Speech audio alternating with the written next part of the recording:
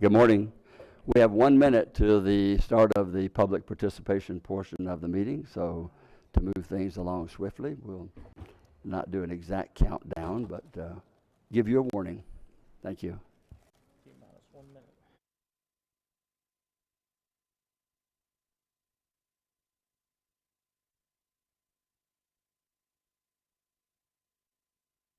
It was actually not even a full minute, so I apologize for.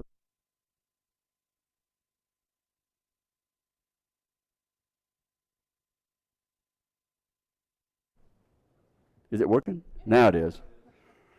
Welcome to the public participation portion of the Volusia County Council meeting this October the 5th. Those of you who have filled out a card will have 3 minutes to state your issues that you would like to discuss. Please state your name and address as you approach the dais. And our first speaker is Keith Sargent. Keith, who will be followed by Leroy Foreman and Bonnie King. So, come forward and tell us what's on your mind. Okay, good morning. How you doing? Keith Sargent, 709 Oak Rim Lane, New Smyrna Beach, Florida. I just basically wanted to discuss some drainage issues we're having back in rural areas that people might not be aware of, and it's basically created by the forestry department when we're in brush fire season. They're covering up some main arteries of drainage back in rural areas that aren't seen by the normal person, and it's been going on for years, and it's starting to accumulate where it's causing a lot of water levels not to decline like they should after storms like we've been having and such. And I just wonder if there's any ways we could look into it, to investigate it. I know it's not on county property, most of it, some of it is. There's easements with FP&L property and stuff like that. We just need to get them taken care of. They're pretty serious, and if anybody wants to get in contact with me, I can show them. Sure. Have you contacted anyone with the county at this point? I haven't been able to find out. Yes, I haven't. Okay. No. I'll make sure this is forwarded on. Okay, and All then right. you Thank could get me the information? Yes, sir. Okay. Thank you. You. Leroy Foreman.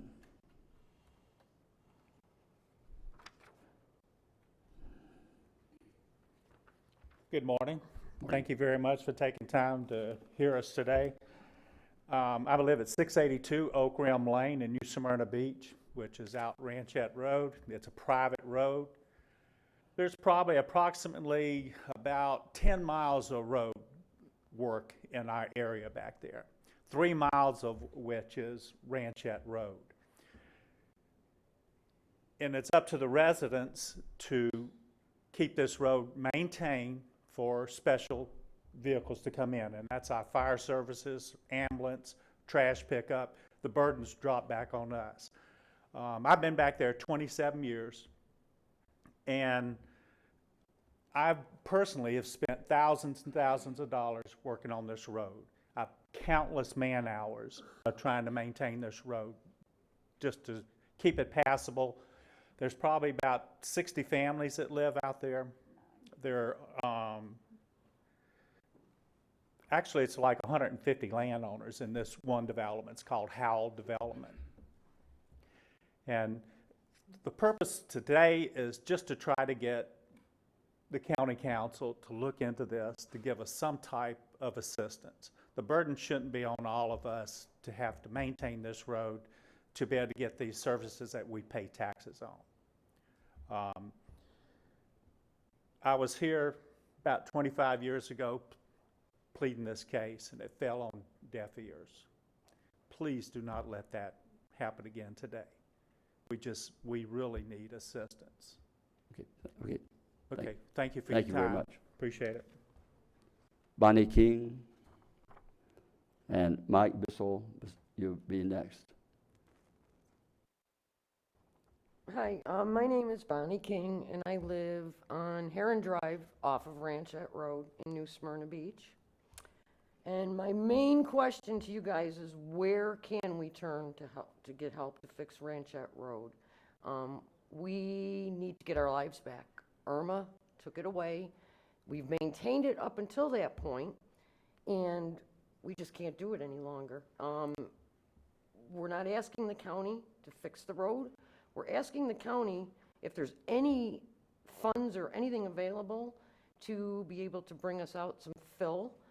We need 57 stone. I'm not like a road person, or millings. That's what we've been paying for.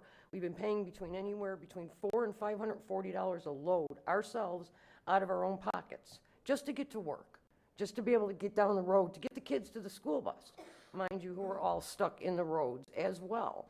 And every morning when I leave my house to go to work at 6 a.m., it's dark, and it's a treacherous ride. It's white knuckle the whole way. It's awful. I'm so scared. I just don't know what to do. It's so petrifying. I mean, all you people should just take one ride up and down our roads and see what we're dealing with every day. FEMA told us, I made countless calls. FEMA told us they were going to help us. Then it turns around, well, you have homeowners. We can't help you now. Well, where do we turn? Who can help us? We pay taxes. We pay what everybody else pays. We don't understand it. We got permits to build out there, and now nobody wants to help us. All we're asking for is the fill, and we'll do it on our own. 2 weeks ago, we were out there with shovels by ourselves, shoveling fill. You know, I mean, where do we turn? That's my question. Where do we turn? Thank you. I will forward this on to the appropriate people. Thank you. Thank you. Mike?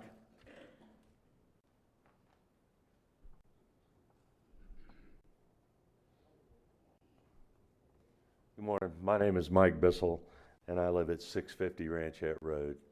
And I'm part of the Ranchette Road contingency that's here, trying to bring some attention to our plight with the road. You know, Keith that spoke first, there's some serious drainage issues going on out there. It didn't used to be like it is now. Some of the concerns that he raised, in addition, there's some construction and a lot of fill going on just to the west of our entrance. I understand there's a airstrip that's been built over there. They're kind of planning for a new skydiving center, and you know, that runway has in effect created a big dike that keeps the water from flowing the way it should. So drainage issues are paramount concern. Yes, it's a private road. I don't know how we ever were dealt that card. It goes way back before any of us, but somehow we got stuck with that label when just a mile or two to the east of our entrance, there's a couple of roads, one of which is Sycamore Sunshine, that the county does maintain. We have taken care of the road and maintained the road forever. We've never been a burden on the county. You know, we're all taxpayers. We just are here to plead for help. We're concerned about emergency services being able to get down the road. We've got some very older residents, you know. There's, in fact, Leroy that spoke first, his mother-in-law is 96 years old. That's a concern. The garbage pickup, law enforcement, evac, those are all the situations that we're gravely concerned about, and it's worse than it's ever been. The back-to-back hurricanes certainly didn't help any. There was a piece on West 2 News that you may or may not have seen about some of the vehicles coming out of the road where the water's actually washing up over the hood. I mean, we're in dire straits, and we really, really need your help. Thank Thank you very Mike. much. Stephen Kittner?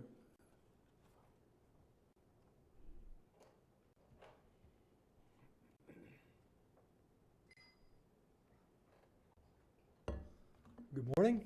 I'm Stephen Kentner, Conservation Chair for Westbush Audubon, 2412 Oxford Road, DeLand. I'm here today to invite you all to participate in the Fall Water Festival.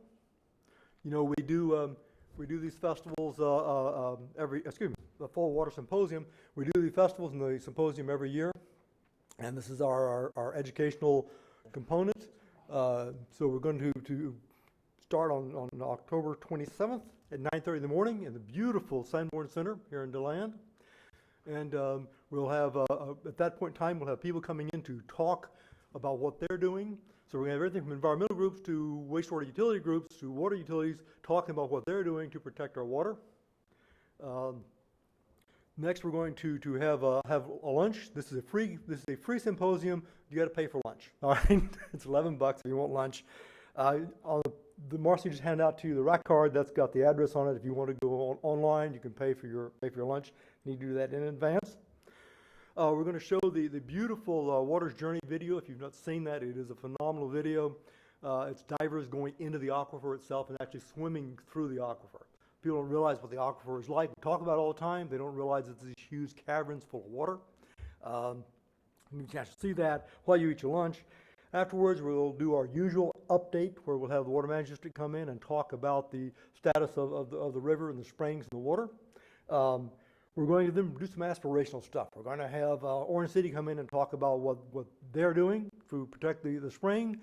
We're going to have Katie Tripp from Harbor Oaks come in and talk about what we did many, many years ago in cleaning up Rose Bay, how communities can get together, work with government to solve these problems. So it's a positive story about what we were able to do jointly working with the county, the Water Management District, Corps of Engineers, City of Port Orange, to take a bay that was a cesspool and bring it back. And property values have skyrocketed since we did that. We're not doing too well before that. After that, we're going to have a round table where people can tell us what they think, what the people who participate, everything from government to just citizens who are there, what they think needs to be done. And then we're going to end the day with a trip to Persimmon Hollow, the local beer brewery here, who wants to talk to you a little bit about why water is so important to them and their industry. So that's the story. We invite you to participate and come. We're happy to do this. And again, in the spring, on April the 28th, we're going to be doing the Big Water Festival. That will be right here in front of the county administration buildings on Indiana Avenue. And that's going to be the more fun event for the kids and the public, and try to bring in new people that aren't a part of that aren't even aware we have an issue to be resolved. All right, thank you all very, very much. Thank you, Stephen. Vicki Blues. Vicki.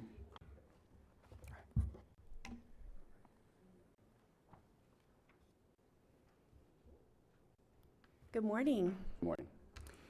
Mr. Chair, honorable members of the Volusia County Council, County Leadership Team, my name is Vicki Ployce of VP Communications, 106 Ridgeway Boulevard, and I am here with a quick word on behalf of Easter Seals and the NASCAR Foundation.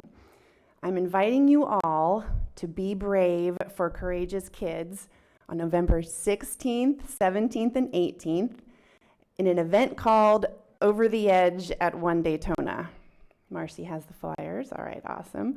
I'm inviting you to step up to the edge and rappel down the side of the famed International Motorsports Center across from Daytona National Speedway. I see the smiles. You're ready to sign up right now. It's awesome. It's only 8 stories. It's only 102 feet, okay? And you would be one of, we're hoping, at least 100 people who are going to rappel down the side of this building to raise money for Easter Seals and the NASCAR Foundation. I know it sounds crazy, but it's not, and here's the proof. Ms. Post has already signed up to rappel down the side of the building, right? She may set a personal challenge to you all. Just address your remarks to me, please. Yes, sir. Yes, sir. Yes, sir. Mr. Deneen has signed up to rappel down the side of the building, and Sheriff Chitwood, as recently as Tuesday, said he is still going to do it. There's no way he's going to miss it.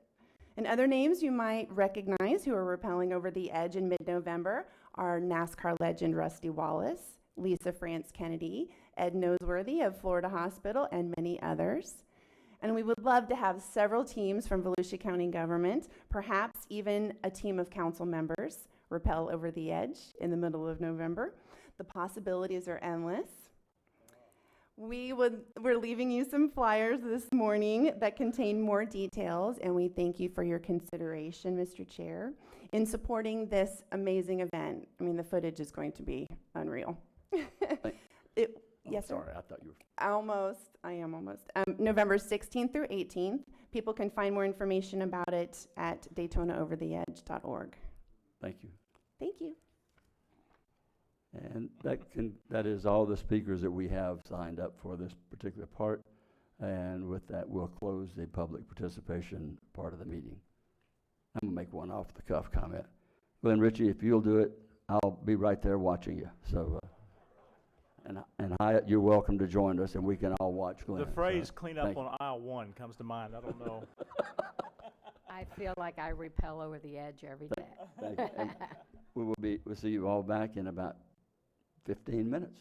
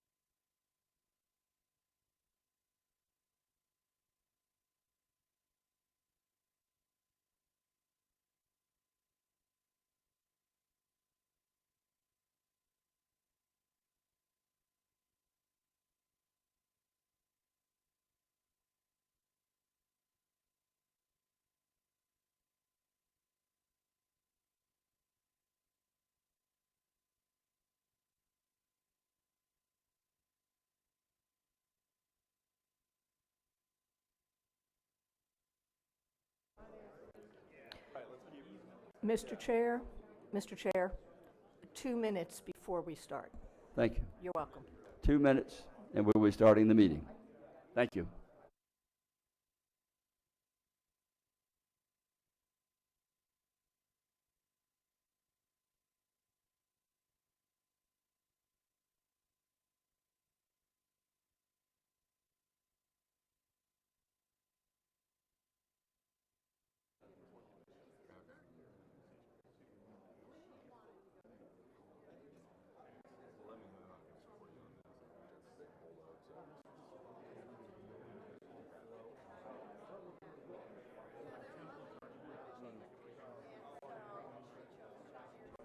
Hello, sir. Can you hear us?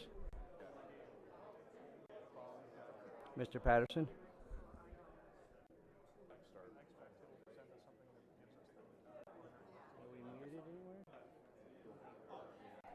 Mr. Patterson, why don't you go ahead and hang up? We'll call you right back.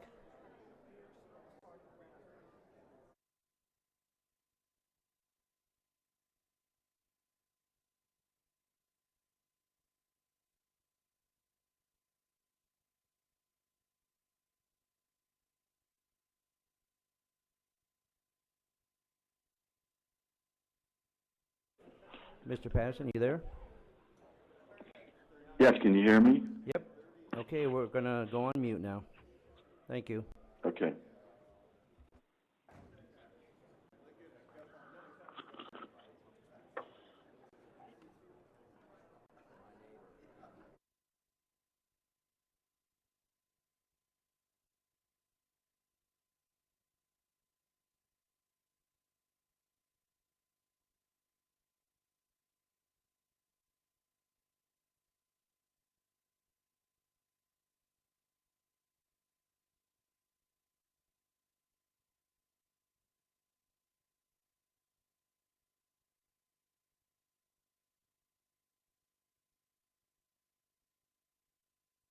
But it is 10 o'clock. We're waiting to get the audio visual started, but we will be starting within the next couple of minutes. So actually, we're going to be like, as soon as Jeff says it's okay. Jeff says it's okay. We're going to call the October 5th meeting of the Volusia County Council to order.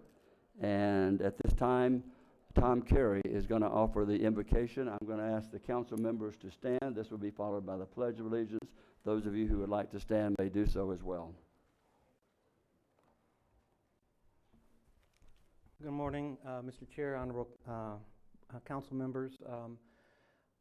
As is not my custom, I will not be praying for rain this morning. That's true. Probably a good thing. Heavenly Father, we just thank you, Lord, for this glorious day, Lord. We know that, Lord, with whatever we're facing, whatever comes against us, Lord, you are with us. You will never leave us or forsake us.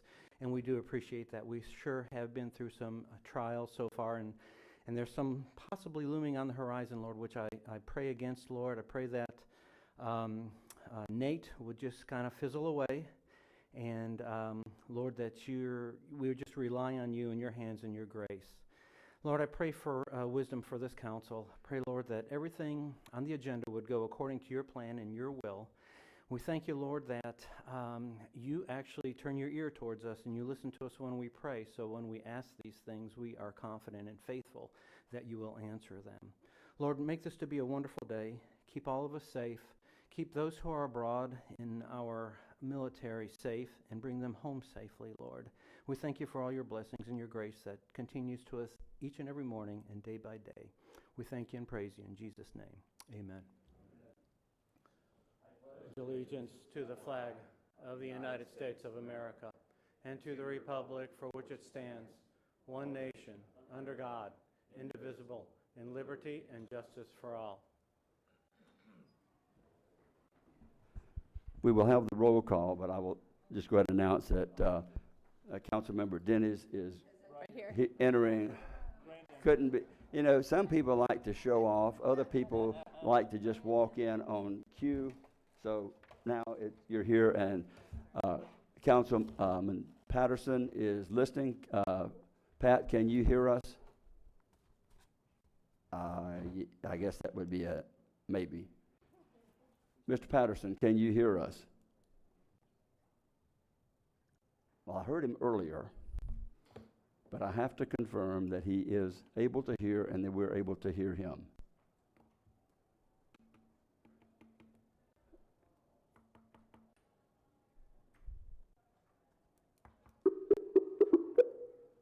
There's somebody.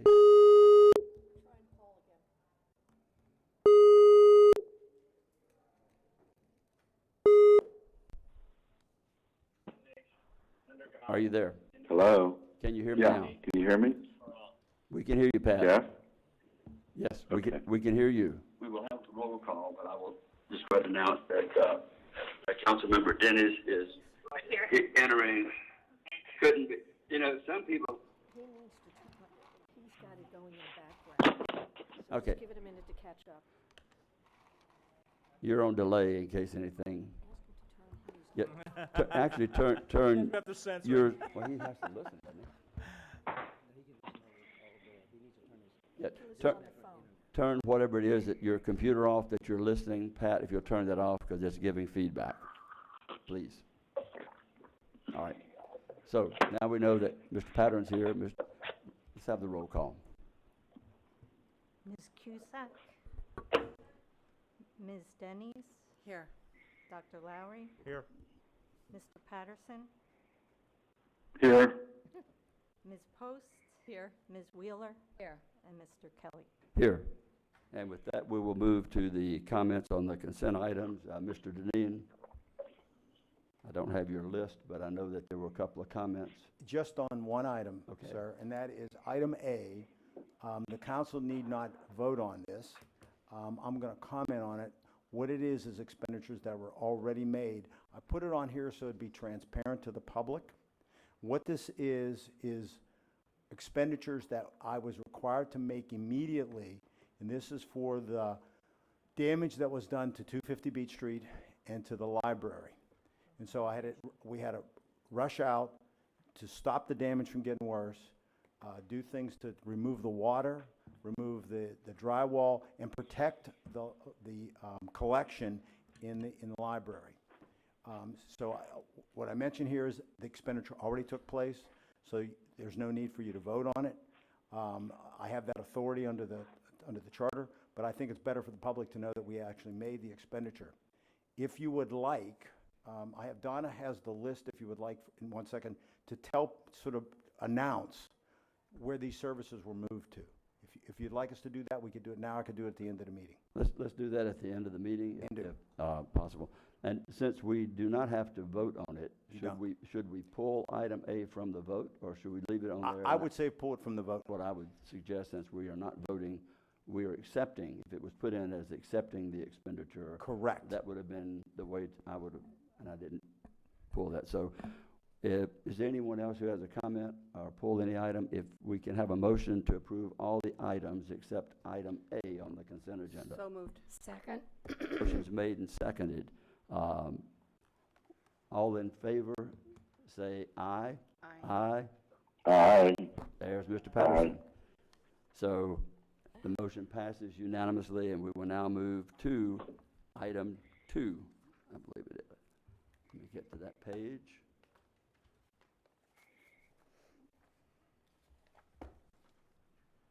This is a public hearing, and we'll open the public hearing and staff report. Mr. Deneen. Billy, Mr. Eckert's going to handle this one. who? Mr. Okay. Eckert. Good morning, Mr. Chair and Council. Daniel Eckert, County Attorney.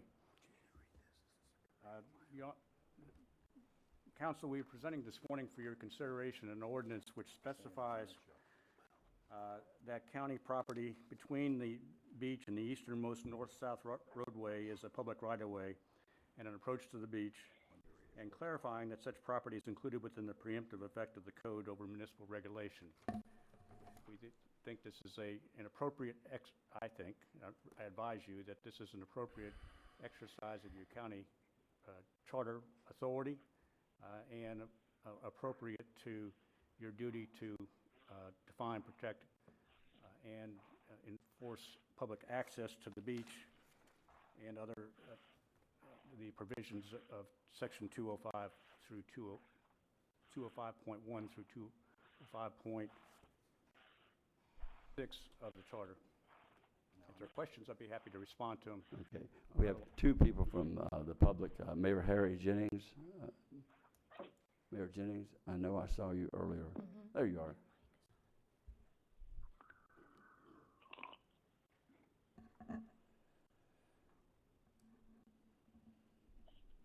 Good morning, thank you.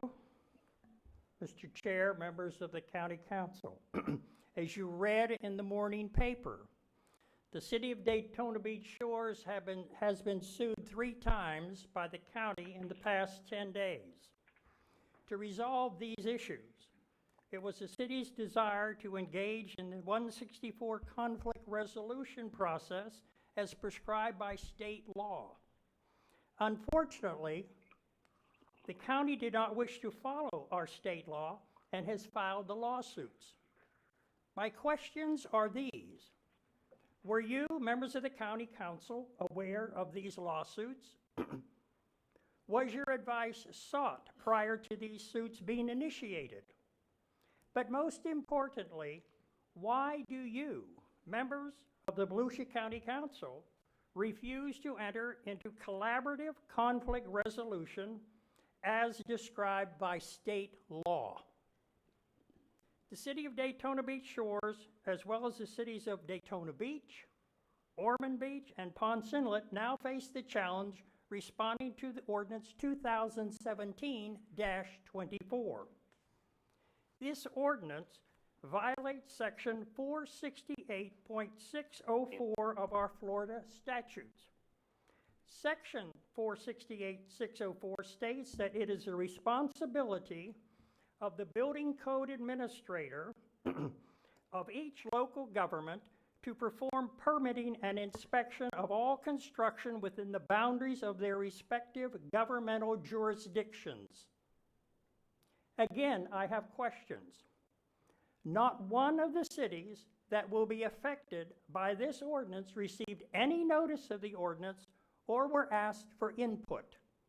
But more importantly, however, why does the County Council continue to disregard state law? Each one of you took an oath and obligation when you were installed in office. You pledged that you uphold the Constitution of the United States, the Constitution of the State of Florida, and the laws of the State of Florida. I hope you begin to do so. Thank you. Thank you, Mayor Jennings. Michael Booker.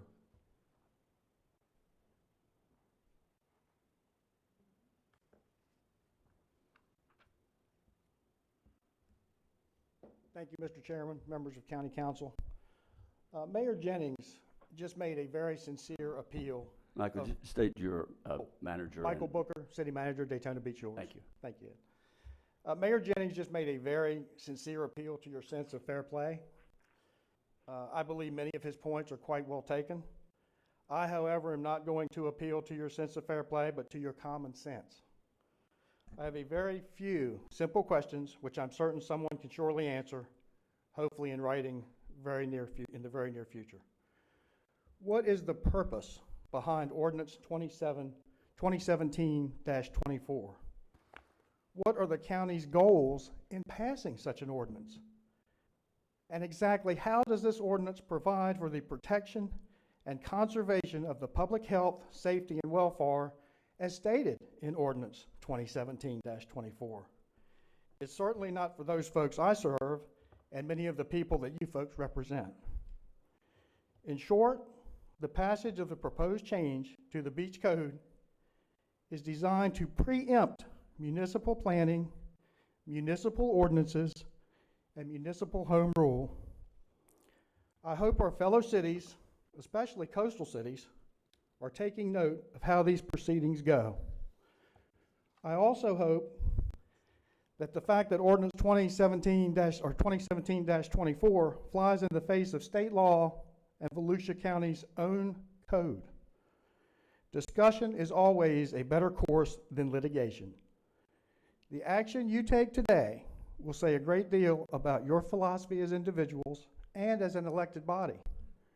I urge you to take this opportunity to do the right thing and send a positive message to the cities of Volusia County. Please let common sense prevail. Thank you. Thank you, Michael. I have no other cards of anyone from the public wishing to speak, so we'll close the public hearing portion. And Dan, I just have a couple of questions. You and I have discussed this quite a bit for the past week, and maybe if you can clarify the understanding rather than me saying what I understand it to be, it might help us. It would certainly help me for it to be public of exactly what it does do. And I'll just say this. You feel that it's already in the beach code, that we're just restating what the beach code and the charter actually provide. We are clarifying what an approach is. And the approaches are include vehicular approaches, they include pedestrian approaches, and they include a mix, such as parking. The charter provides that it's your duty to, by ordinance, define, protect, and enforce the right of access to the beach.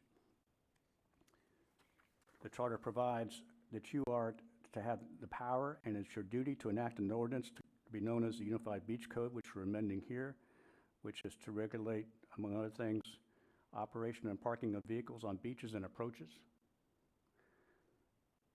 The charter provides that the county shall have jurisdiction over the coastal beaches and approaches, as well as exclusive authority to regulate the beaches and public access and use. Charter provides that an approach refers to property over which there exists a public right-of-way by title, dedication, prescription, custom, or otherwise for beach ingress and egress between the beach and the easternmost north-south right-of-way. All beaches and approaches within and without municipalities are included. The county is specifying by this ordinance, which seems to be a statement of the obvious and common sense, that the provision of parking and access to the beach is an approach, no different than any of the other approaches that you have to the beach. The city, in the context of the 1986 charter amendment, when the charter provided that all parking had to be east of A1A if the council were not to authorize, it seems apparent that the charter intended to give you the authority to provide for parking off the beach in the event that you decided not to authorize beach traffic. The charter provides that for the legal ability for you to provide for parking. The city would say that it does not. On this, we respectfully disagree with our friends. Okay. Billy Wheeler. Yes. This purchase of this property happened while I was still on city council. And I can tell you, as a council member, I was all for having a great big parking lot, and I still am on that east side, on that piece of property would be wonderful. I really regret the situation that we're in now. I think there's been fault on both sides with communication. I think there's been some backlash from the city at the beginning, of which the county kind of stepped up and got their bristles up, and vice versa. I know recently that the mayor has reached out and wanted to have some communication, and also the city manager, Mike Booker, has reached out and asked for communication. As of Monday, I don't think those had been answered, but I feel regretful that we're in this position, However, I think to put the city of Daytona Beach Shores, it won't affect us as badly, but through the legal expense of something that I seriously think maybe all parties are willing to communicate at this time, and I would like to see that happen. I'm concerned about this ordinance, as I was concerned about the ordinance that was passed by the city in May, I think it was, or whenever it was. I wasn't happy, May 24th. I think that kind of set the bristles up on the county, and now we're doing the same thing. So I don't feel either action has helped the situation of the communication. I think we need to draw back and think of what's best. We've purchased the properties, we can't go back and change that, or we shouldn't. But to move forward, I'm concerned about this ordinance affecting, I've had phone calls from some of the other cities, and I made phone calls this morning. And, you know, an ordinance like this, how does this affect the inlet, Ponce Inlet Harbor Road, or whatever that is, as well as, I've had that question, Inlet Harbor Road? Inlet Harbor Road. But also any of the housing in Ponce Inlet on A1A. This is some of the concerns. Will that affect them as to their district that is for housing only if the county purchases property? I would like to see more communication. If we go to purchase property in the county, in the cities, I would like there to be communication on that before. And I know there was some, but I would like to encourage that from this day forward. But at this point, I'm not for doing this ordinance. I would like to have more communication, and I'm not real clear on all this, where this stands. That is my comment. I would like to go back and have some communication, conflict resolution. Let's get to the table. Thank you. Thank you, Bill. And Mr. Patterson, since you are don't show up on the screen, if you wish to speak, just interrupt at any time, and I will recognize you, so just so that you're aware of that, if you interrupt. Ms. Post. Dan, I'd like to have you address, just for the record, the continued discussion on the violation of the state statute, if you could.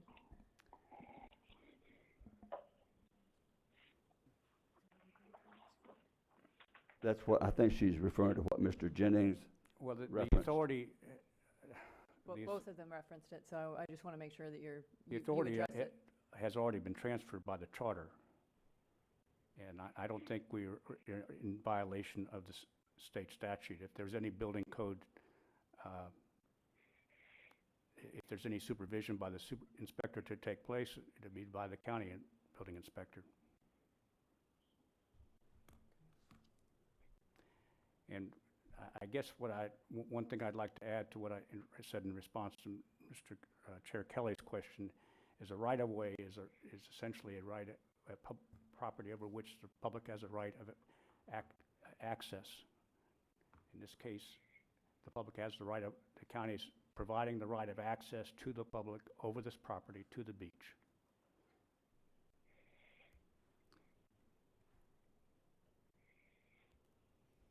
Okay. Thanks. Dan, you have other comments? I guess you're still up. No, sir. Okay, your name popped up. Ms. Cusack. Thank you, Mr. Chair. I think that with any amount of negotiation and consensus that we might build with cities, that at the end of the day, it is the responsibility of this council to implement direction and set policy. And we do hire an attorney to direct us in negotiations and in what is in the best interest of the citizens of this county.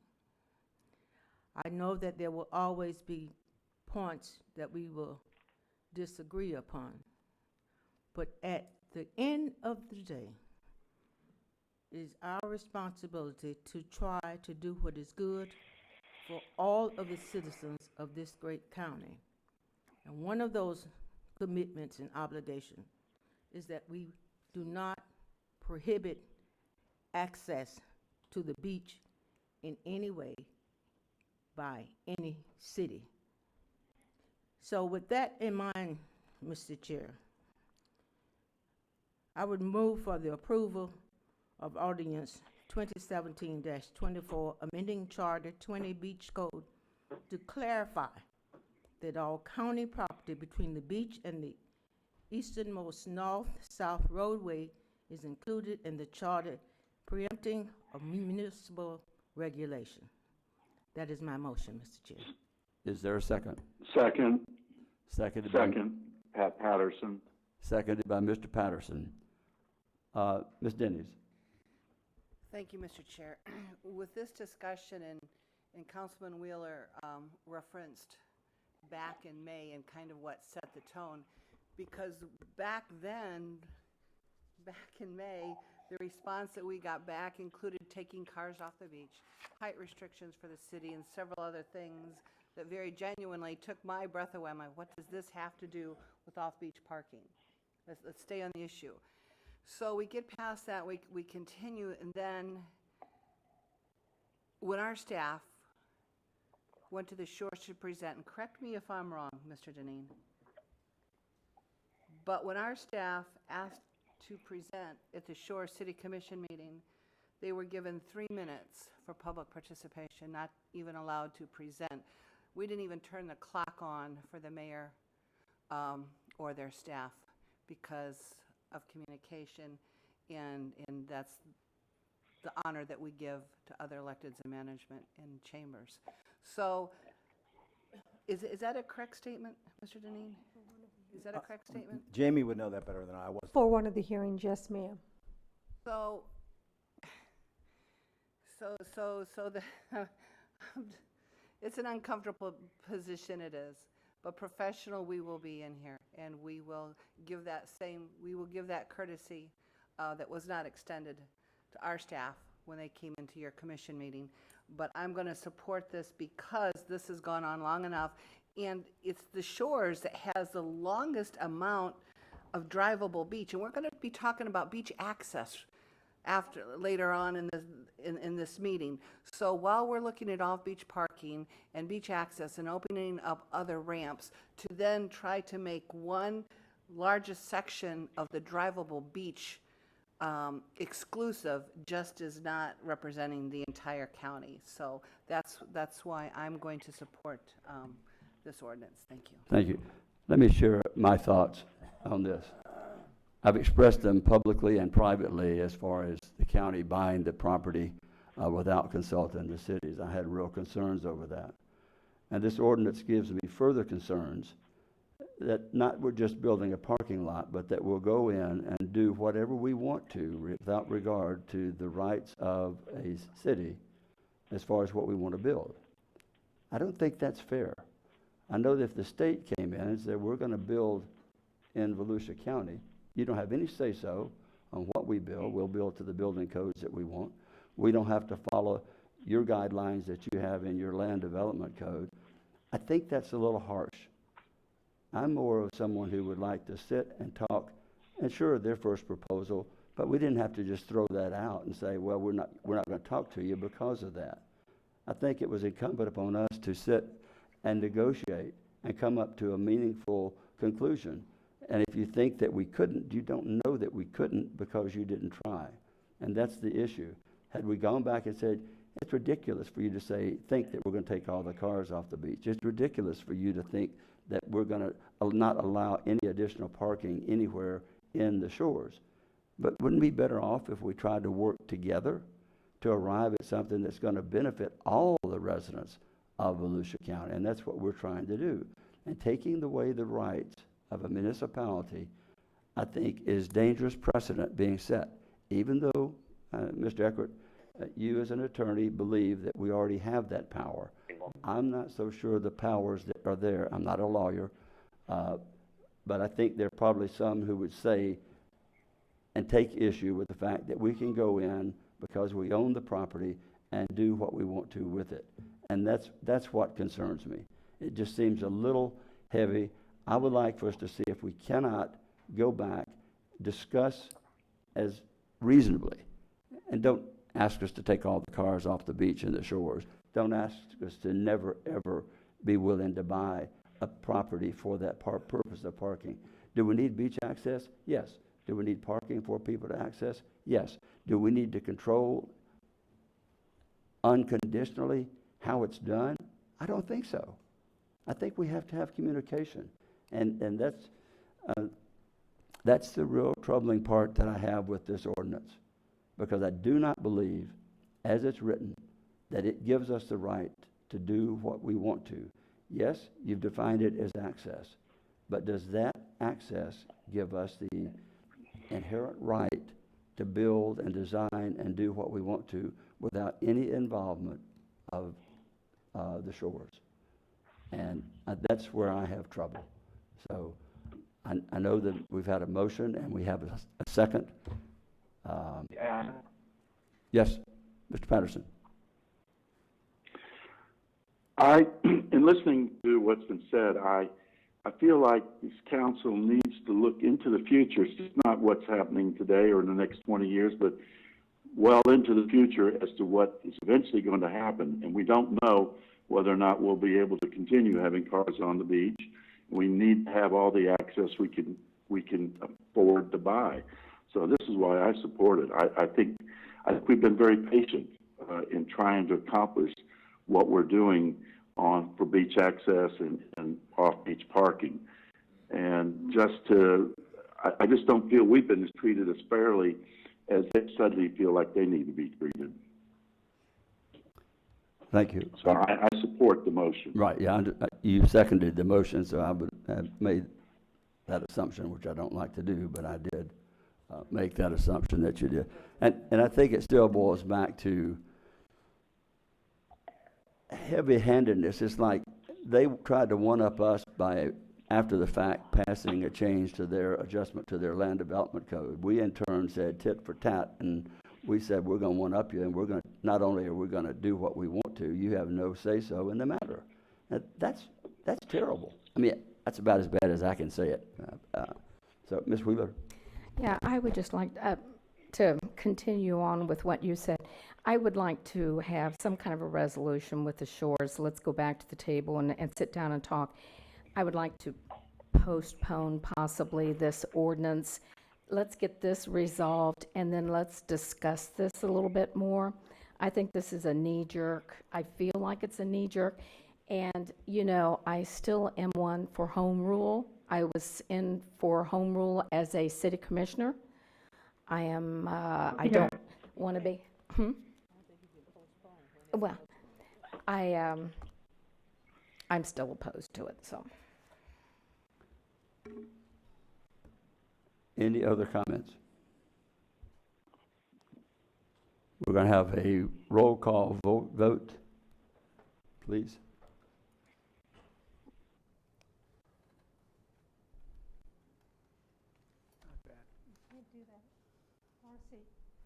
Are we voting on it? We Pardon? using machines? It's got to be oral. Just call the names off that you had there would be the way to do it, I think. I'm not directing, but that's what I would do. Ms. Cusack? Yes. Ms. Denny's? Yes. Dr. Lowry? Yes. Mr. Patterson? Yes. Ms. Post? Negative.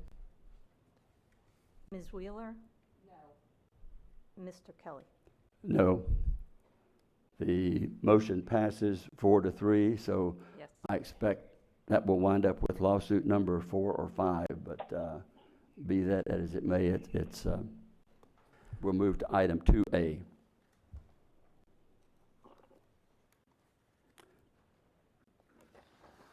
Mr. Eckert. Yes, sir. Mr. Chair, this initiates a conflict resolution process pertaining to the actions pending or which might be pending against the shores. I understand that a letter has been received from the city manager. the statute requires that the entity initiating the litigation adopt the resolution. So with respect to the city manager, we bring this before you today. It also requires a resolution adopting it, and it may be that it was adopted by the city council, but I can't find that it was in there as a basis for the city's manager's letter. So this initiates the lawsuit.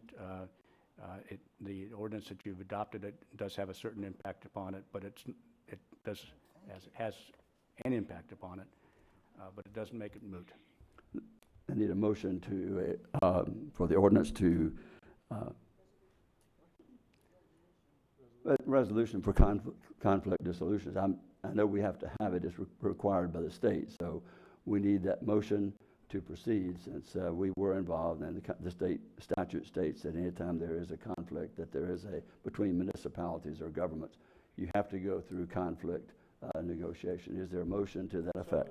Motion made by Mr. Lowry. Second by Ms. Cusack. Call the vote. Need a voice vote again. So all the votes today will be taken by voice. The same list works. Ms. Cusack? Yes. Ms. Denise? Dr. Lowry? Yes. Mr. Patterson? Yes. Ms. Post? Yes. Ms. Wheeler? Yes. And Mr. Kelly? Yes. Dr. Lowry? I was, if I may, I just wanted to ask Attorney Eckert, is it actually 3 lawsuits, or is it a continuation of the same one because of time limitations? Well, there are 3 actions because you're required. There are 2 petitions for writ of certiorari, petitions for review of the denial of the rezoning request by the city, of the county's application for rezoning, the adoption of the zoning ordinance. Those are before Judge Michael Orfinger. There is a separate action, statutory action under Section 163, 3215 Florida statutes, which challenges the city's denial of the county's application for site plan. The city saying that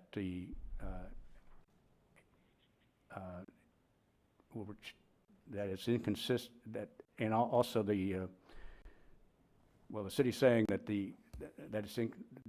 that action was inconsistent with the application was inconsistent with its comprehensive plan. Those are all specific remedies that are required to be filed within a specific period of time. There are other issues which might be the subject of an additional action to the extent that cannot be legally addressed within the confines of those specific remedies, 2 of which are on the record and pertain to the specific action that was taken by the city. The conflict, while our view was that these were administrative actions not subject to the conflict resolution procedure, we respect the court's opinion on that, and so we're bringing this before you today. Now, the action that you've just taken adopting the ordinance, in my opinion, would moot the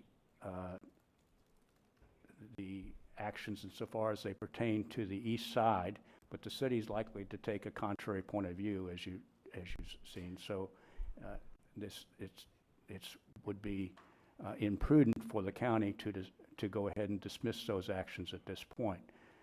And the west side of the street, involving the zoning, we contest the city's action there, and the dispute resolution process is appropriate for the west side Atlantic Avenue, regardless of the ordinance. Okay. Well, thank you. I know it's added a little bit of time, but I thought it might be good to clarify that. I think people listening might want to get a little bit more information on that. Thank you very Now, much. I just might add this, those petitions for certiorari, those are, it's in the nature of an appellate action. It's a written petition that you filed, and yes, we've furnished you copies. And so the expense the city would incur, which it won't until after the conflict resolution process, would be responding in writing to that. The other is the statute provides is what's known as a de novo, so the court would make its own determination whether or not the site plan was consistent with the comprehensive plan, and the city, the court there would not be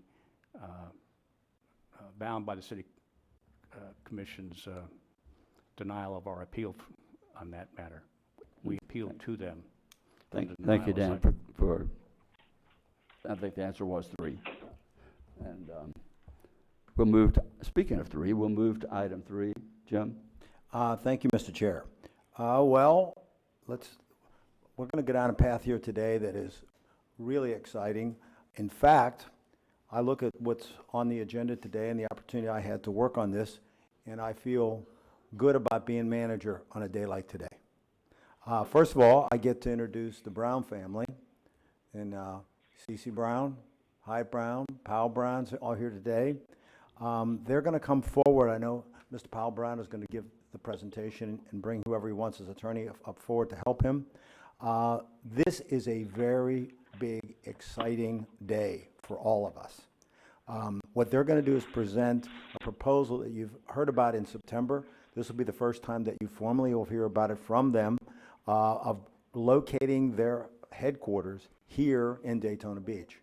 I cannot tell you how excited on the administrative side we are, because this, from all the economic development stuff that I've worked on in the 11 years I've been here, this may be the best news, because I do believe that this is the type of industry that we're targeting. This is what we want to prove to the rest of the country should move here.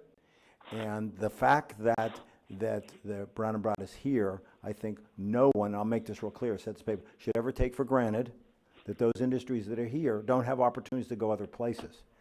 And after they do their presentation, then I will discuss the incentives that I'm willing to recommend based on the charge that you gave me, which said when there are incentives that are required to help locate a company here, it's my job to try and figure out what those are. So I'll be doing that presentation on what those incentives are after they do theirs. Thank you. Powell. Good morning, Mr. Chairman, council members, county teammates, distinguished guests. My name is Powell Brown. I'm from 220 South Ridgewood, Daytona Beach, Florida. And we're here to talk to you about a partnership this morning, and I'm representing the teammates of Brown & Brown all across the country, but specifically those that are living here currently and those that will be coming here in the future. I was born and reared in this community and proud to say that. I went to the University of Florida like my father did. I have 2 younger brothers that went to the University of Florida. I have a deceased uncle, my father's eldest brother, who also went to the University of Florida. I have 4 children, and I hope that one of those, if not more, will consider going to the University of Florida. I will tell you that when I started at Brown & Brown in 1995 full-time, we had 550 teammates. Now, someone might ask, what is a teammate? We don't have employees at Brown & Brown. We have never had employees, and we're not going to have employees at Brown & Brown. We think of ourselves as an athletic team. We are a very customer-focused sales and service organization. We sell property and casualty and employee benefits insurance. We sell it all over the United States. We also have it in London. We have teammates in Bermuda. I will tell you that today we have grown over the last 22 years, and we have 8,600 teammates. And in order for us to get to the next goal stated at Brown & Brown, we're going to have to hire or acquire, or some combination thereof, another 1,400 teammates. So that's where the partnership comes in. I will tell you that we have considered other places before, but this is home. We currently have 350 teammates that live in this county today. 305 of them work in 220 South Ridgewood. 25 roughly work off Clyde Morris. We have 18 teammates that live right here in DeLand who work in Lake Mary every day and travel all over the country. We are proposing to change that. As you know, we would like to, with your blessing, build a building and move 600 jobs here in the future. And somebody would say, well, what are those jobs? And the answer is, we will continue to hire sales and service teammates here in Daytona Beach that will go all over the country to do their job, and all over the world for that matter. But I will tell you, we will bring jobs here that could be done elsewhere. And they're in other parts of the country today, and those people, they may not even realize how nice a place this is that we all know that we live in. And so recruiting people to come to the state of Florida in February when it's cold and it's dark and it's kind of snowing or musty, rainy or whatever it is, that's a good gig. And we all know that. And so I will tell you, we have recruited a number of people here into Volusia County and will continue to do that. Those teammates will buy homes, they will send their children to schools, they will eat in our restaurants, they will go to the bars and have a drink with their friends, they will go to entertainment, and they will rear their families in our community. I will tell you that it is a small world. I sit here or stand here in front of you and say that the piece of property that we have the option to buy was bought by Bob Lloyd, our general counsel to my right, your left's grandfather in 1935, Sax Lloyd. And on that piece of property was Lloyd Buick Cadillac from that period of time until I believe it was 2011. And so isn't it a small world that his grandson is a senior leader of our company and is involved in this project with the rest of our senior leadership to build a building on that piece of property that will bring 600 new jobs to our community. So here is how we view it. We view it as a partnership, and we would greatly appreciate your consideration. We're excited about the things that this will bring to our community. And I'm not a developer. I'm in the sales and service of insurance business. But I can tell you there's a lot of other people that are going to develop things in the downtown community and around this county that we don't even know about. And so I hope that we can do our small part to help bring other industries, other organizations here to be part of what we're doing. I can envision a downtown where people can walk to work, to our building. They can stop and get a bagel and a cup of coffee. That's a pretty neat thing. And a lot of neat things come out of that. I'll tell you that it is really amazing to me when I heard this the first time. We commissioned an economic impact study, which you will see if you have not already.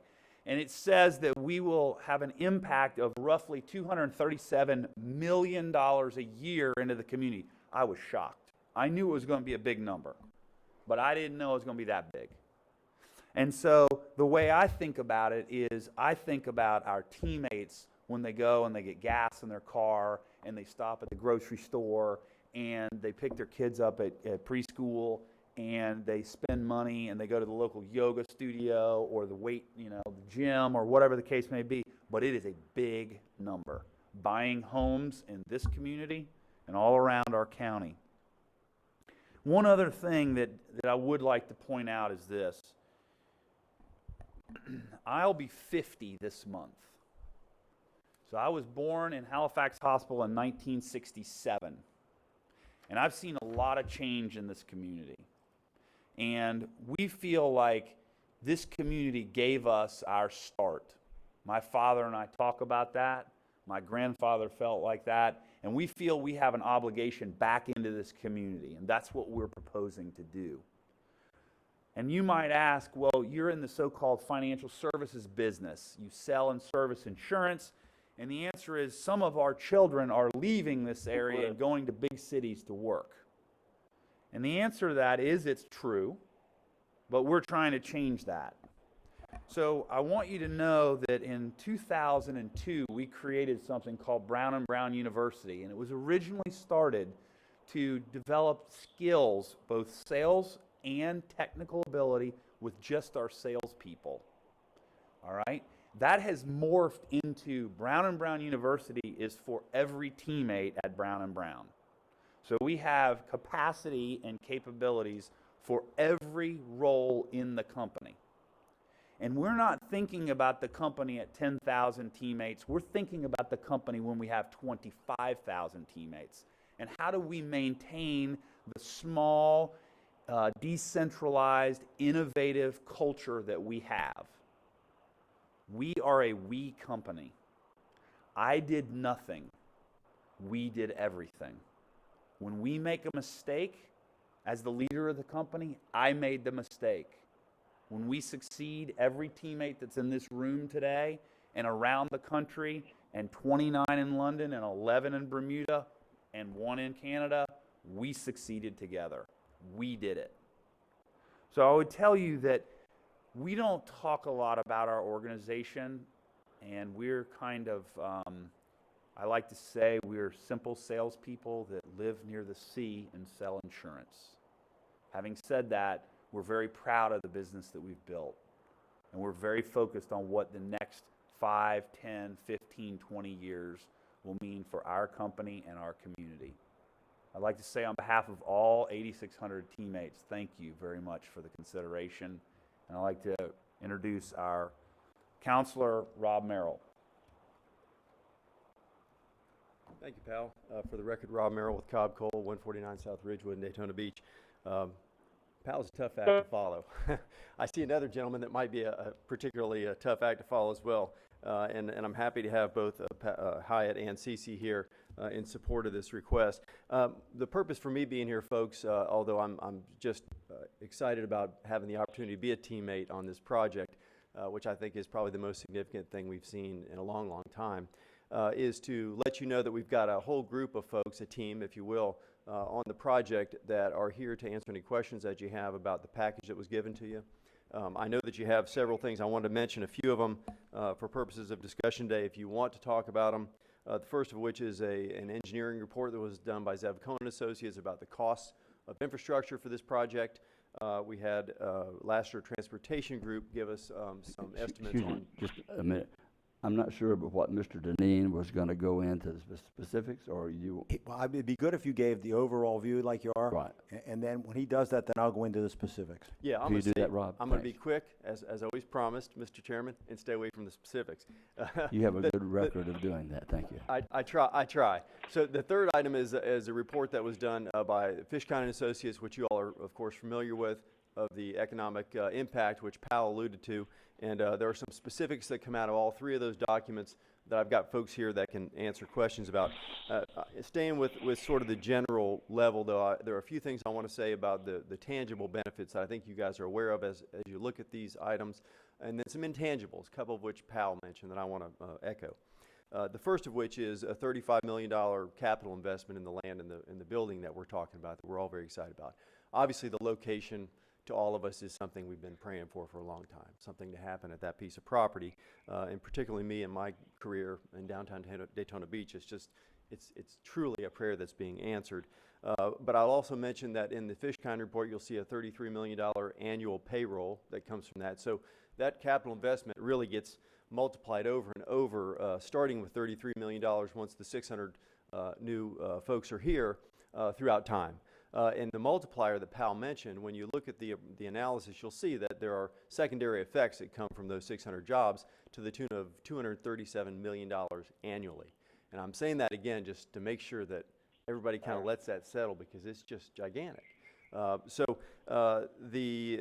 think that the only example that some folks have talked about, including the News Journal, appreciate that, is General Electric, which happened in the 60s. And some of us were around when that happened. As a kid, I remember that. And they were here for maybe 30 years. One of the things I wanted to mention in terms of the list of sort of intangible things that maybe you can think about is, the culture and the participation, the community that came from those folks. Jamie Seaman is an example. She's one of the folks that came from a GE family, and there are many others probably in this room. It's something that for 30 years of that business being here changed our community. There's no question that Brown & Brown has already done that, but to bring 600 new folks from outside the community, I'm not going to use that word, but it truly is changing the way things are going to happen around here. So the other piece of that, the sort of catalytic effect, is something that I think goes certainly around the state, if not around the country and around the globe, and that is when a company like Brown & Brown makes a decision like they're making now, everybody's listening. You know, there's a buzz out there, and it's already out there. I mean, it's already obviously been out there for a little while, and it's going to be an avalanche. So get ready for it. So that's one of the intangibles that I think are going to get out of this. You know, Powell mentioned Brown & Brown University. I've got a 22-year-old that's in the middle of college trying to figure out what to do. I'm sending over to see Powell. So you know, really, I think all of us have a story like that. You know, at least with our kids or our grandkids or someone in our community that's thinking about this whole brain drain problem that we're dealing with. The last thing I'll say from an intangible standpoint is something that I think is probably obvious to everybody.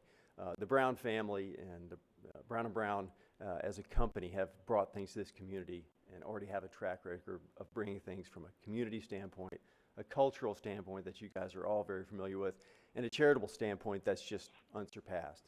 And that's an intangible we just can't even begin to put a price on. But I hope you'll be thinking about that when you're making your decision after Mr. Deneen gives you the briefing on where we go from here. Thank you, Ron. Thanks. Glenn, I'm not sure whether you wanted to speak to this or the item 4, which is the incentive. Item 4? Okay, that's what I thought. Mr. Deneen? Mr. Chair. And we have the information in your packets. Everyone has Correct. a chance to look. Just so for the public to know, Sure. I'm going to be asking for direction today on the incentive package for infrastructure. I'm not asking for a vote, I'm asking for a direction, okay? Then you'd have to schedule that if you decide, whatever you decide, you have to schedule for a future meeting. Okay. Just so everyone knows and we're very clear, all of the council members have received the package of material. I've had an opportunity to talk to each one of you about the incentive package for the infrastructure. Now, just so everyone understands, the council, the way this works for the public, is the authority was invested in me to, whenever it's appropriate with various industries that we're targeting, when we're going to work on incentives, my office works on those incentives outside of the council. Council's never involved in the incentive, the deliberation on incentives. I want to make sure everyone understands that. And that my discussions, as you know, Mr. Chair, have been with each council member. That was when we posted the information on the web. So the first time that I talked to the council members about the incentives was when the public saw it at the same time. So the council and the public see it for the first time. This will be the first time that we've ever discussed it. Okay? Now, what we'll show, if Sue, will you put the map up? This is the site in general. And make sure I got this clear here. This is Beach Street, right here. This is the new site, which Brown & Brown is talking about building their new building, and this is a representative model right here where the building would be.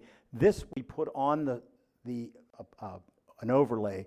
This shows, should we ever consider doing the courthouse the way we talked, I thought it was important to know the relationship between the two pieces of property.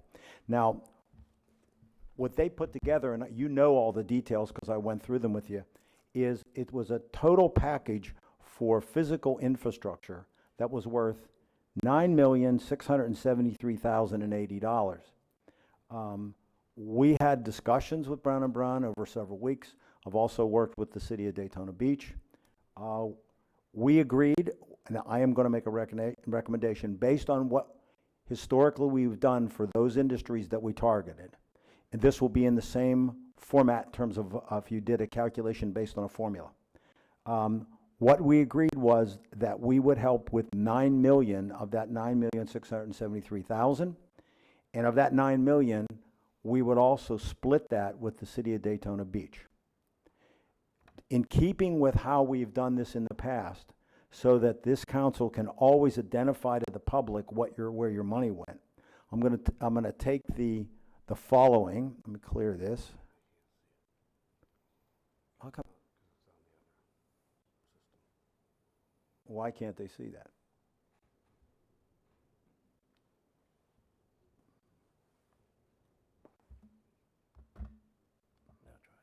Okay, let's just see if it works. Pick a color. Okay. Sorry, folks, the technology. There, now you can see it. Thank you. I'll clear that. Okay. The first, so that you can identify to the public where the money went. What we have agreed to do at Volusia County, where I've agreed to recommend to you, is that there were 4 intersections. I'm going to circle this one, this one, this one, and this one, that were identified in the Lassiter report that were necessary to be improved to make this site work for the development that will go on the Brown and Brown site. That was approximately 2.8 million, so really 2.797. We believe that Volusia County, that this would be something we would be interested in supporting, because there's a lot, these are sites that would be publicly used, these intersections, and what we're talking about is on this one, it's really about additional lanes for traffic and pedestrian crosswalks. The other 3, in addition to that, also need new mast arms that are storm-proof that will have new traffic lights. Those are necessary to make this site work. We think they're in the public's best interest. It's definitely public infrastructure that we would all use. And should we ever develop our site, we would need those improvements ourselves. So I would recommend that we pay that bill for that development.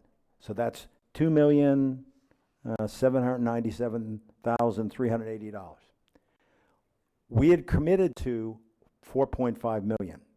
Another area where we at the county thought was really in the public's best interest was on the site itself. So on their site itself, they've got to deal with localized drainage, stormwater drainage, and we believe that that's also in everyone's best interest, because to enhance their site and allow for parking, they want that water to be held in underground vaults.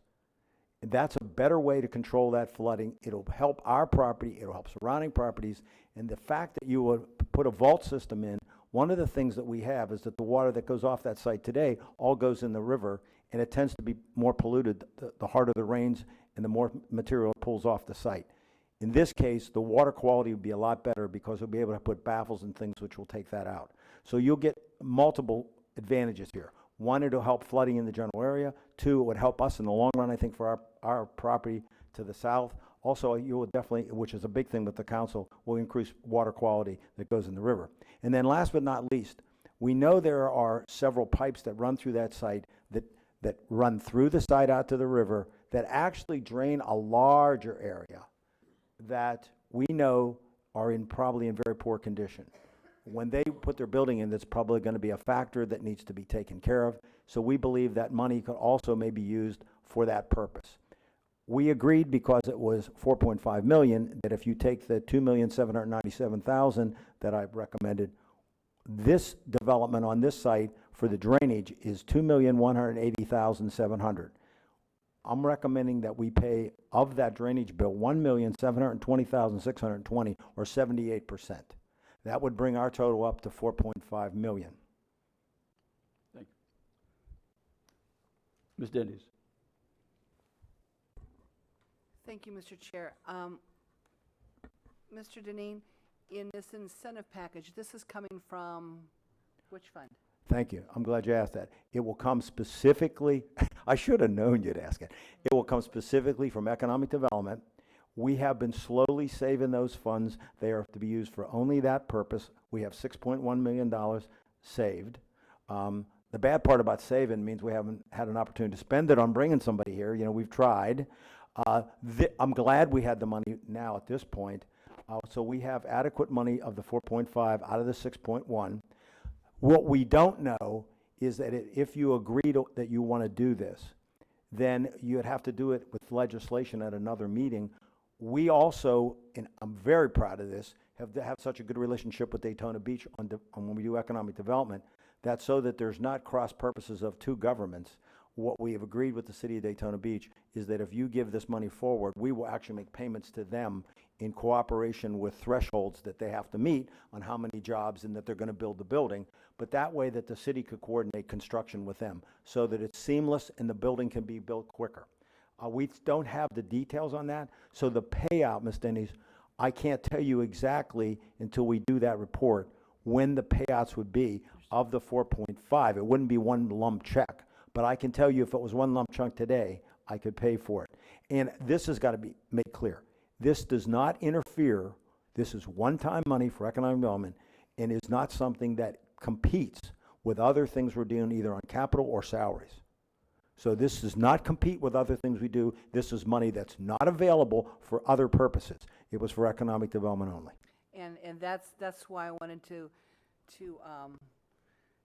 start the conversation there, because if we just closed our eyes in the previous council, we were there with a project called Project Panther back then, back in the day, those of us that hoped to secure Project Panther, which we now know, and most of us knew but said we didn't know, was Blue Origin.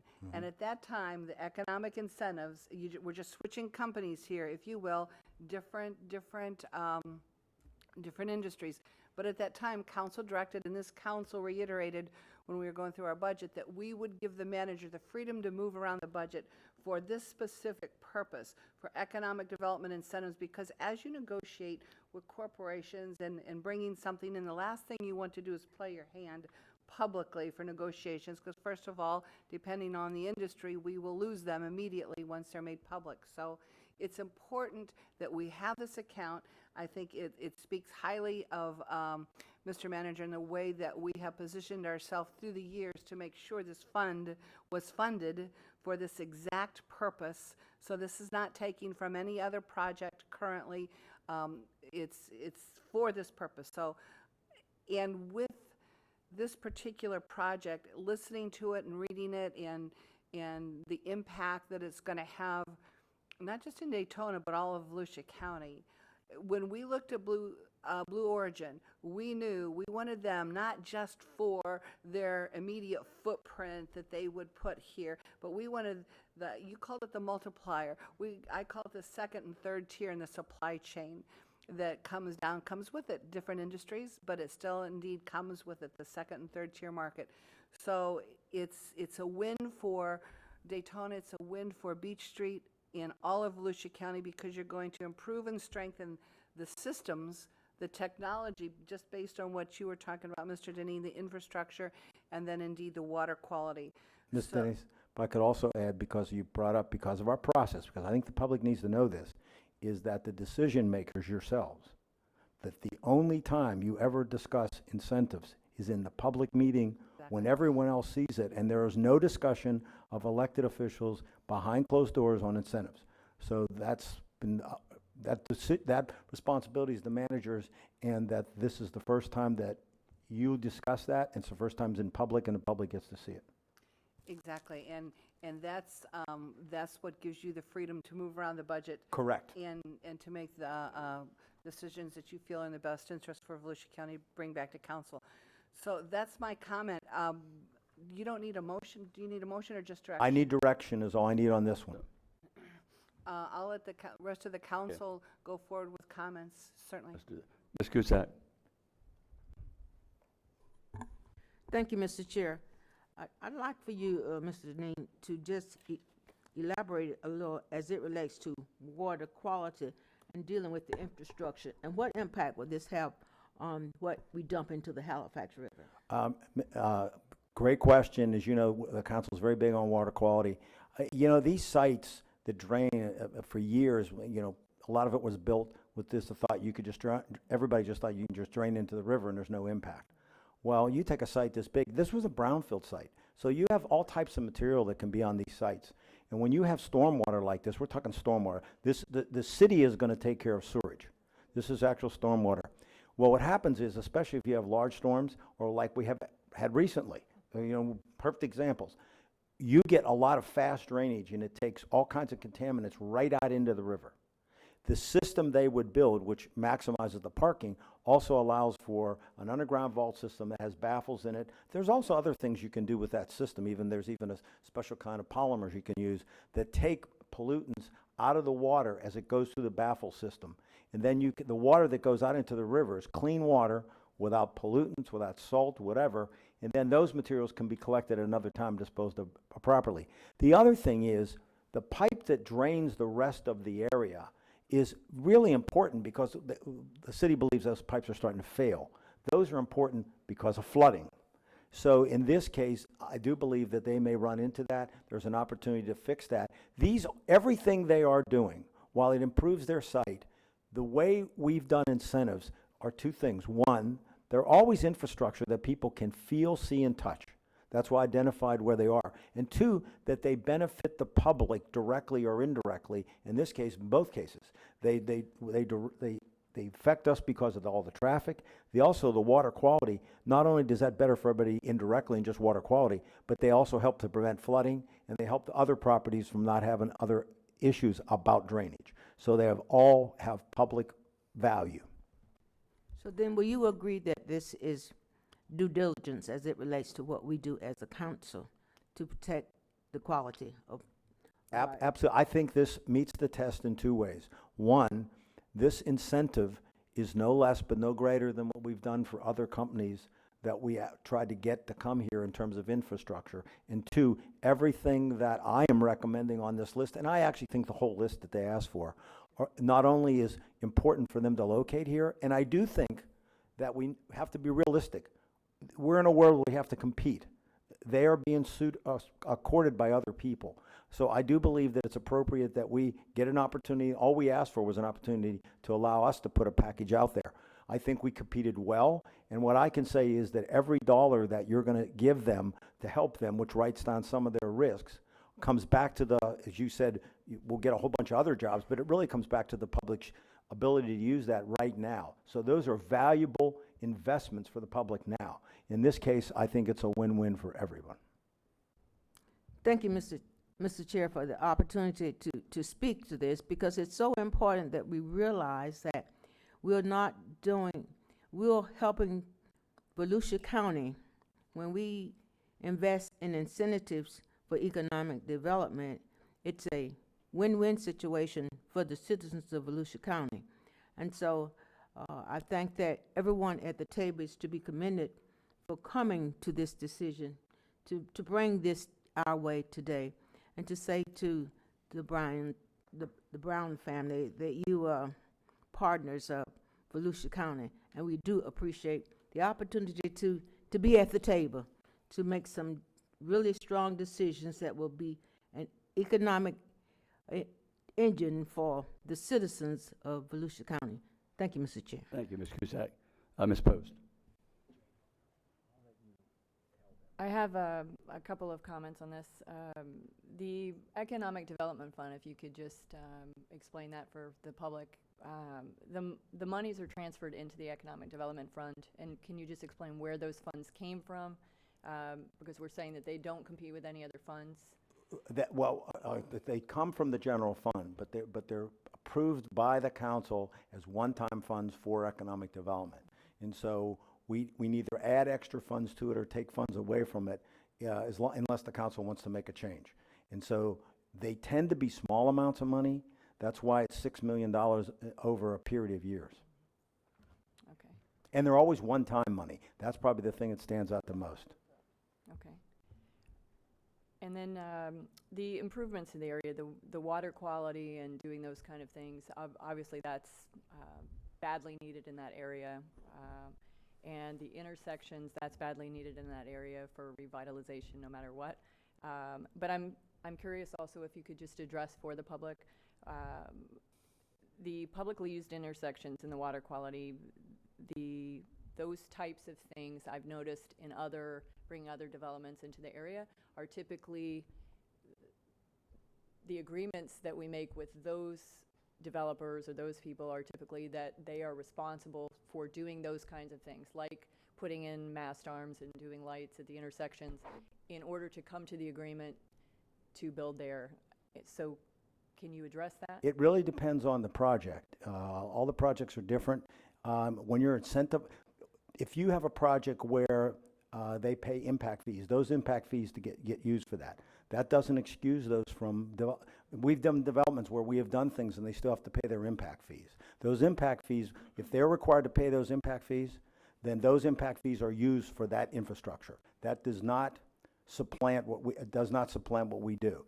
That can enhance the project. In this case, these are direct improvements that are going to be needed, and they will not have the money for impact fees in this case, because here's what you're pushing for. The most important thing, one of the big differences with this project, among other things, but one of the big this is redevelopment.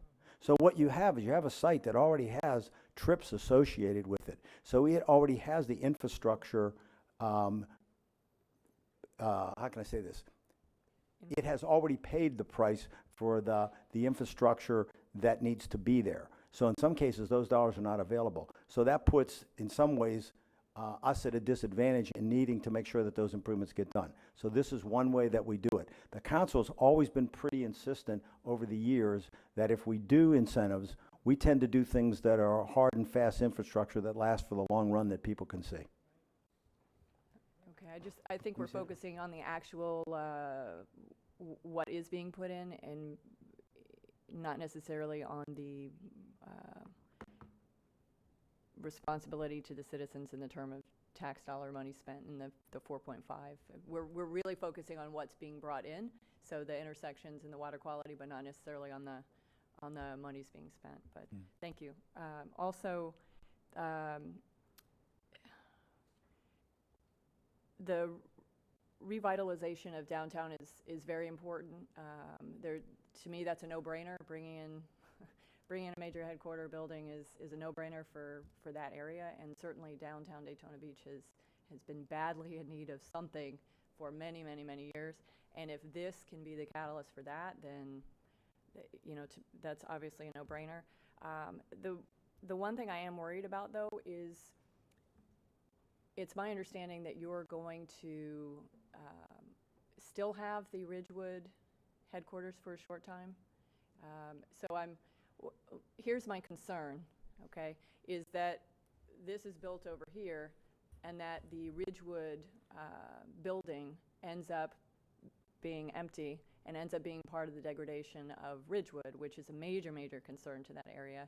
And so I would love it if you could address how you might work to keep that from happening, and what you might be doing with that building in ensuring that doesn't happen. That building was built for us in 1987 by the Root Company. They're a partner. We've been in that building since 1987, so 30 years. And we have 305 teammates there. And we anticipate still having probably 305 teammates there. So the building that we're building, not all 1,000 people are going to be in there. We're going to put 600 at least, but we're planning on still having people at 220 South Ridgewood. We've actually thought a lot about what you're tapping on. I mean, we're conscious of exactly what you're talking about.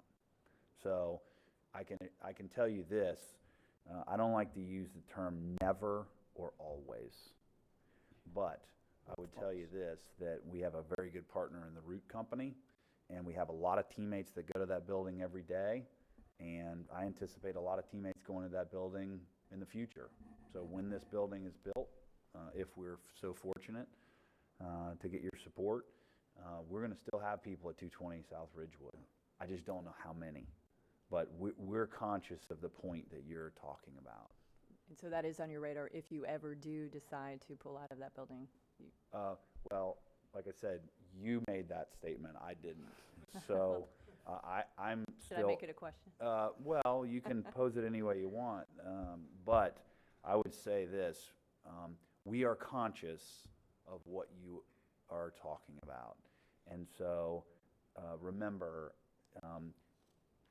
this is a 5-year plan for Brown & Brown. Mm-hmm. We're a forever company. So we're going to bring more people to Daytona Beach. So my point is we're going to have space, and we're going to have them downtown. So we're just talking about the 600, but we're going to keep hiring people. So we're going to need the space. So we like the building we're in right now. We just need more space. So we're very conscious of what you're talking about. Okay, thank you, that's all I had. Ms. Thank Post, there's one thing I probably didn't clarify also for the whole council's sake, and that is this is a targeted industry. So some of the ones where you see them paying for their own infrastructure is because they're not targeted industries. For example, we don't target, for example, retail, 7-Elevens, big box retail. So in some cases, we don't incentivize those. So and that's where you see some difference. This would be a targeted industry, so that does make it somewhat different.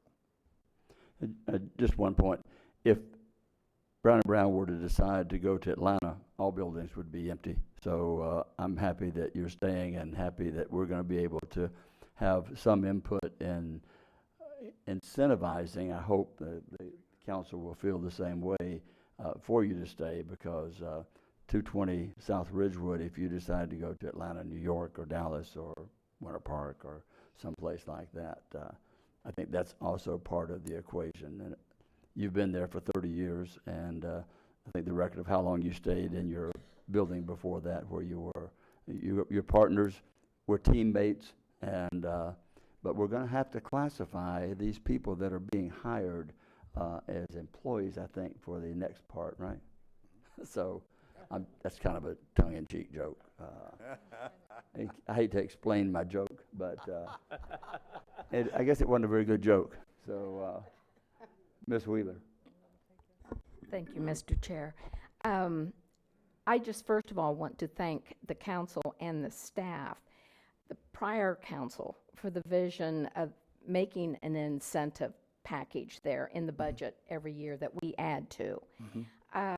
It allows us to do the things now that they weren't able to do because of the financial restraints that were in our past here. Now we have the opportunity, the incentives are there, and we're ready to go. So I thank the council and the staff for the visions. And the fact that the $4.5 million that we're looking at is going towards transportation and the drainage, I think that's a win-win for the county also, for any future use that we may do with the courthouse, but just in general for the whole area. We're certainly environmental conscious, and I think this proves that also. As far as South Ridgewood, I would almost venture to bet that if Brown & Brown ever chose to move out from there and into their nice new building, that because of the economic factor that's going to be generated by your existence here, that will fill up quickly. I don't think they're going to have any problem renting that out for future use. I love the word teammates. I love the word partnerships, and the fact that we're partnering with Daytona on this venue, that shows again our willingness to work together. And I like being a teammate with Brown & Brown. Thank you for your vision. Thank you for your consideration with us. This is a huge deal for us. And because this happens to be in my district, I'm thrilled. I'm thrilled. Thank you. Thank you very much. Mr. Lowry. Just briefly, I want to ditto everything I've heard up here. You know, this is a big day at the beach, so to speak, and it's exciting to see what all's going on, and it is a win-win. I don't think people realize it's almost like putting a mall in, because you have everything come around that, the IT people and all that. So it's a great day, and I'm excited about it. Thank you. Just a couple of quick ones. One, Mr. Deneen, you mentioned how we didn't know until the public knew. I kept getting calls from the News Journal, 2 different writers wanting for me to give them the details, and I go, I don't have them. And they go, what do you mean you don't have them? And I said, I don't have them. And so actually, I guess Mr. Firo actually called me and told me what the details were after she found out reading it online, because I was traveling that day. And she said, by the way, I have the details. So in that case, the public surely knew before I did on the exact details. I thank you for your work in working with Daytona on putting this package together. As we can all see, to summarize, it benefits the public. It's the public's benefit that this happens. But man alive, what a game changer. It's a game changer on super steroids, if it could be such a thing. So it is, and we congratulate you on and thank you for making the decision to remain here and to increase spreading your roots out further. So we appreciate that. I do, and I would like the council to direct staff at this time. Mr. Chair, if I could, Jamie would like to give you the wording for the direction. We would like a motion authorizing staff to draft an agreement granting $4.5 million for infrastructure improvements to bring Brown & Brown to Daytona Beach, and authorize us to work with the city of Daytona Beach for the installments for that grant. So we don't have to repeat that. Does anyone want to make a motion? Ms. Cusack? I will make that motion, what she said. Ms. Cusack beat you. Okay. Okay. We had two motions made by two people, so one's the first and one's the second. I'll let you decide. So, any other comments? We need a roll call vote. Same roll call we had before. Ms. Cusack? Yes. Denny's? Dr. Lowry? Yes. Mr. Patterson? No. Is he still here? Pat, Mr. Patterson, can you hear me? Oh, no. We'll do this He again. lost the connection from Mr. Patterson. No, he's there. Wake Mr. up, Patterson, can you hear us? Okay. We won't get Mr. Patterson's vote. Ms. Post? Affirmative. Ms. Wheeler? Yes. And Mr. Kelly? Yes, and you've got the direction, Thank you. and hope to see you at a future date. And after the fact comment, if you don't mind, Mr. Chairman, Rob Merrill again. It wouldn't matter if I did, you'd do it anyway. I know, I'd jump right up anyway. So timing-wise, I want to make sure we were clear on that. Sorry, Jim. I wanted to tell you, and I didn't earlier, last night the City Commission did sort of the mirror image of what you're doing today, and they've set up a meeting on the 18th of October to actually take formal action. We're hoping that you guys can do that on the following day, which would be the 19th. So I wanted to make sure that date was out there as part of this consensus. I'm sure that the manager will look for working whatever works. That's the goal, if we can get the appropriate paperwork in order. And that comes from legal staff, and you know how lawyers work. We all got that joke. Thank you. Thank you all, and we'll move to item 4, and I guess, Mr. Deneen, this is the part 2. Yes, Rob, if you'll come forward. It's better that this be second, because I have an idea of what direction you're going in. The one thing that we do, and I'll quote Ms. Denny's on this one, where I don't think we do get credit for, we are the group that use our general fund, okay, because we're economic development, to pay the QTI, which is a qualified target industry, a match for the state. Now, this is a significant number, but the beauty of the significant number is you wouldn't have a big number for us if it wasn't a lot of jobs.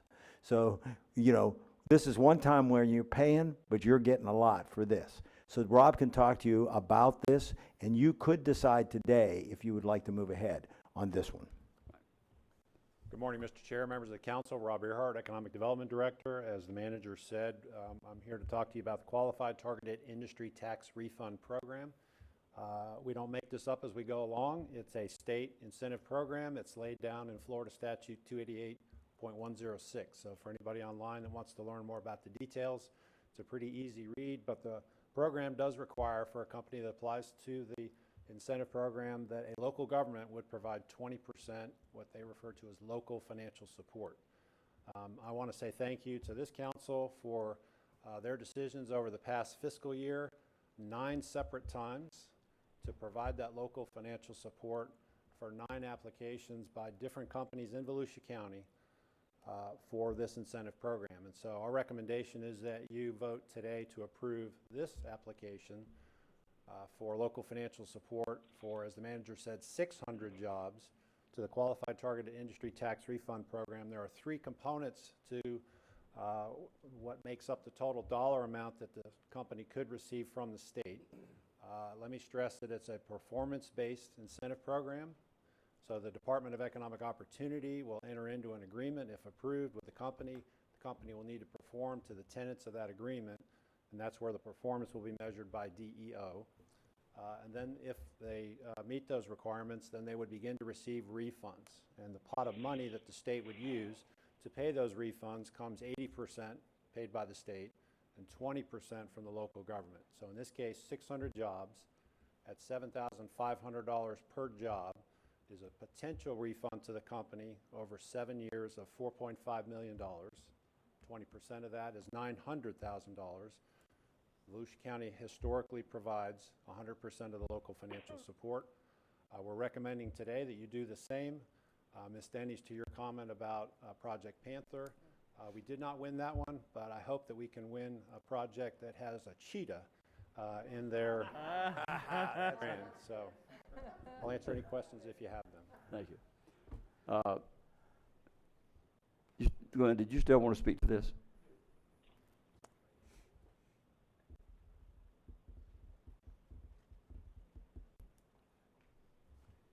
For the record, my name is Glenn Storch. This is personal to me on so many levels. I have an office on Nova Road near where the museum is. The investment by this family in this area, which they could have gone anywhere else in the country, has made a major difference to us already, to our area, to my office, to the neighborhood behind it. That's the sort of thing I'm looking at.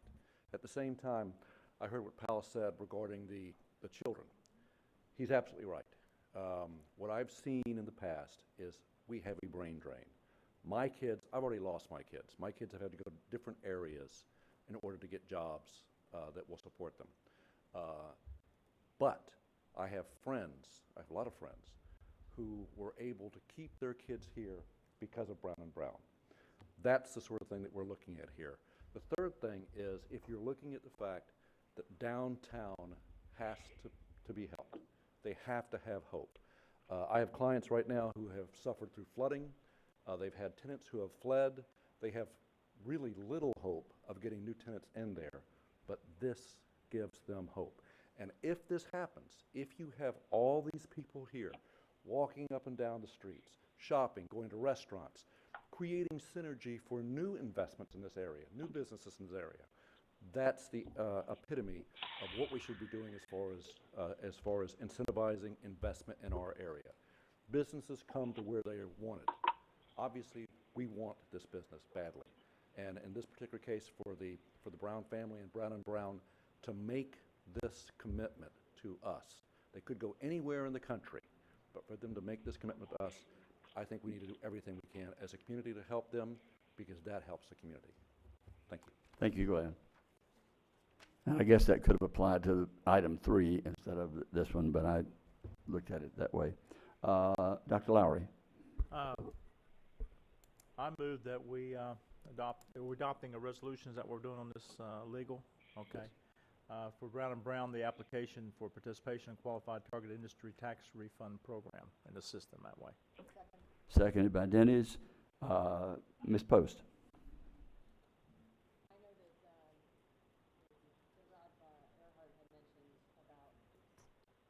Hold on.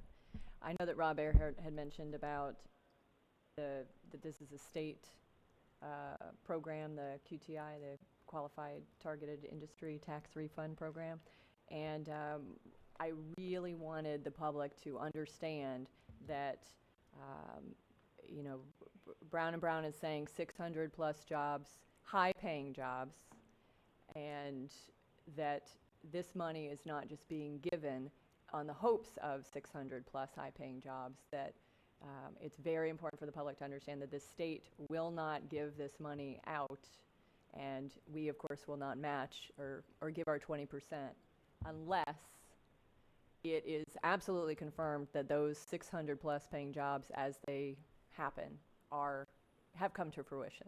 I think that's very important for the public to understand. That's a correct statement. So the 600 jobs would be realized over a 5-year period of time based on a schedule that the company submitted to the state. they'll agree to that schedule as part of this tax refund agreement. The first year of that agreement would be for them to create 50 jobs by December 31st of 2019. With that, they would receive a documentation package from the state that would require them, the company, to submit back to the state the documentation that they have in fact created those 50 jobs High-paying at or jobs. above the wage that the company have agreed to create them. And then the state would analyze that, and only then would the state consider providing the refund to the company.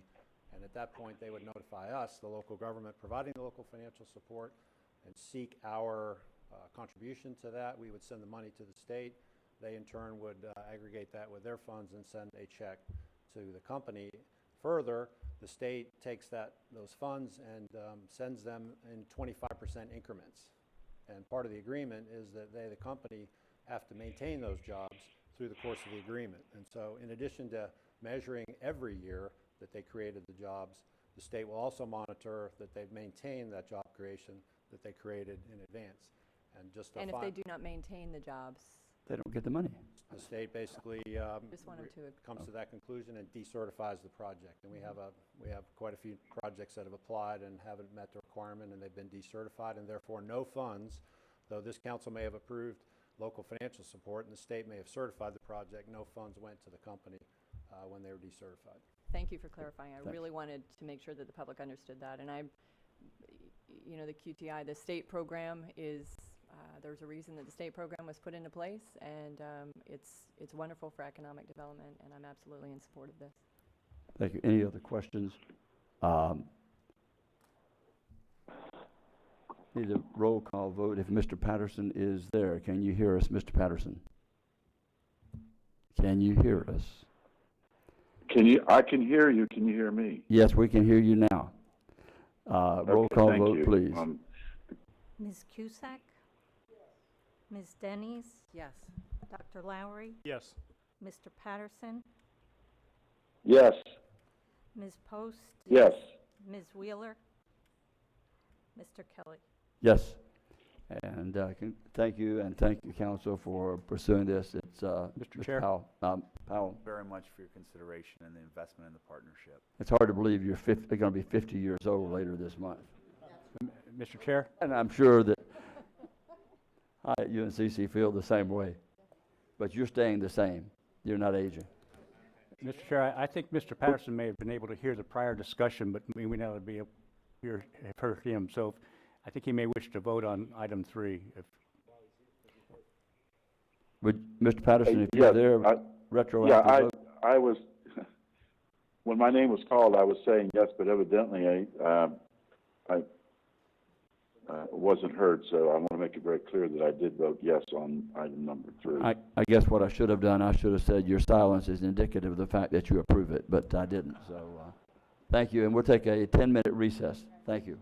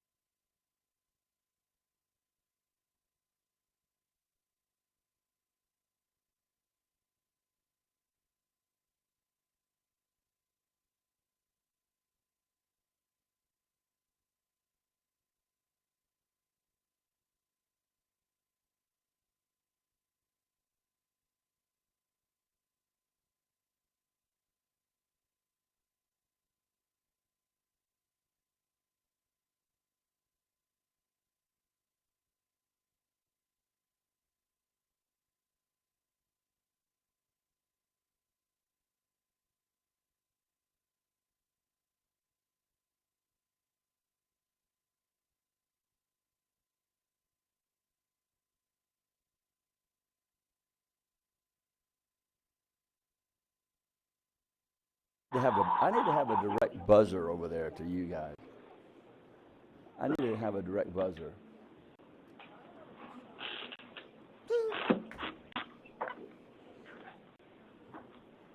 It's 11:54. We're going to go ahead and reconvene the county council meeting, and with council approval. Psst. Everybody. Don't let my talking interfere with your discussion. Sorry. You might want to check, That's nice to know. Mr. Chair, you might want to check Mr. Patterson, make sure he's on the line. I've been told that 3 times. Okay.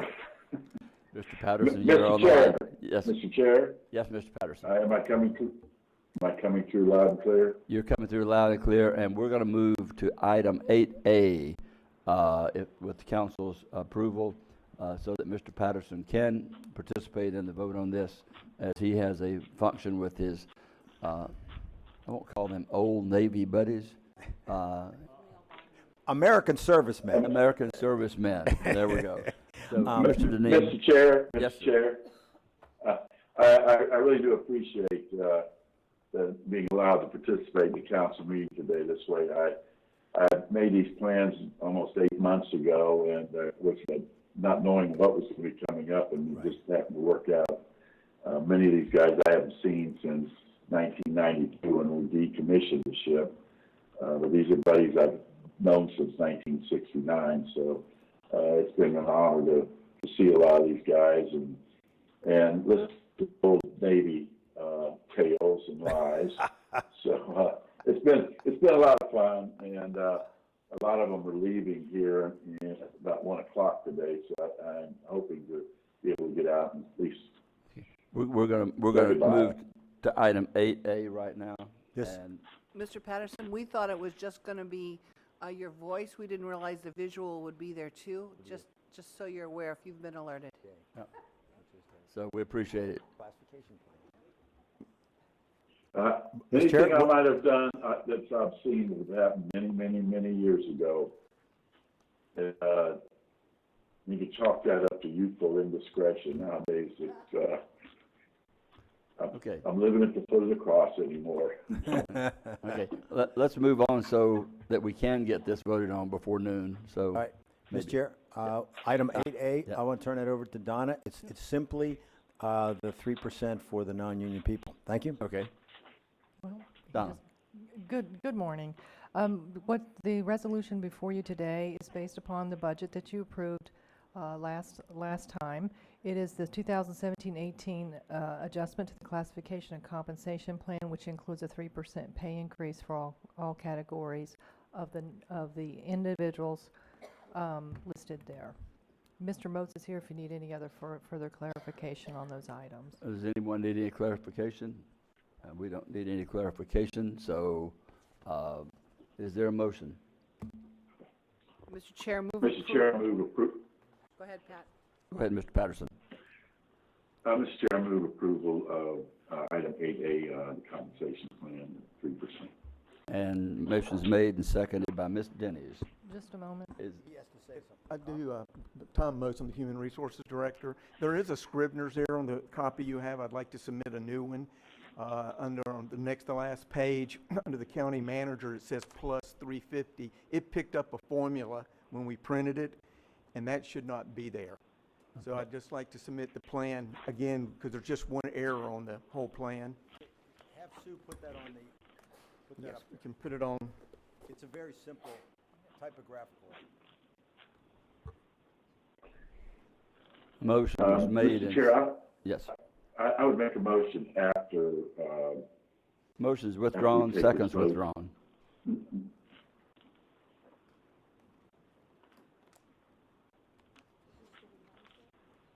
Hello. You're there. We had the motion withdrawn. He's now showing us the Scribner's error,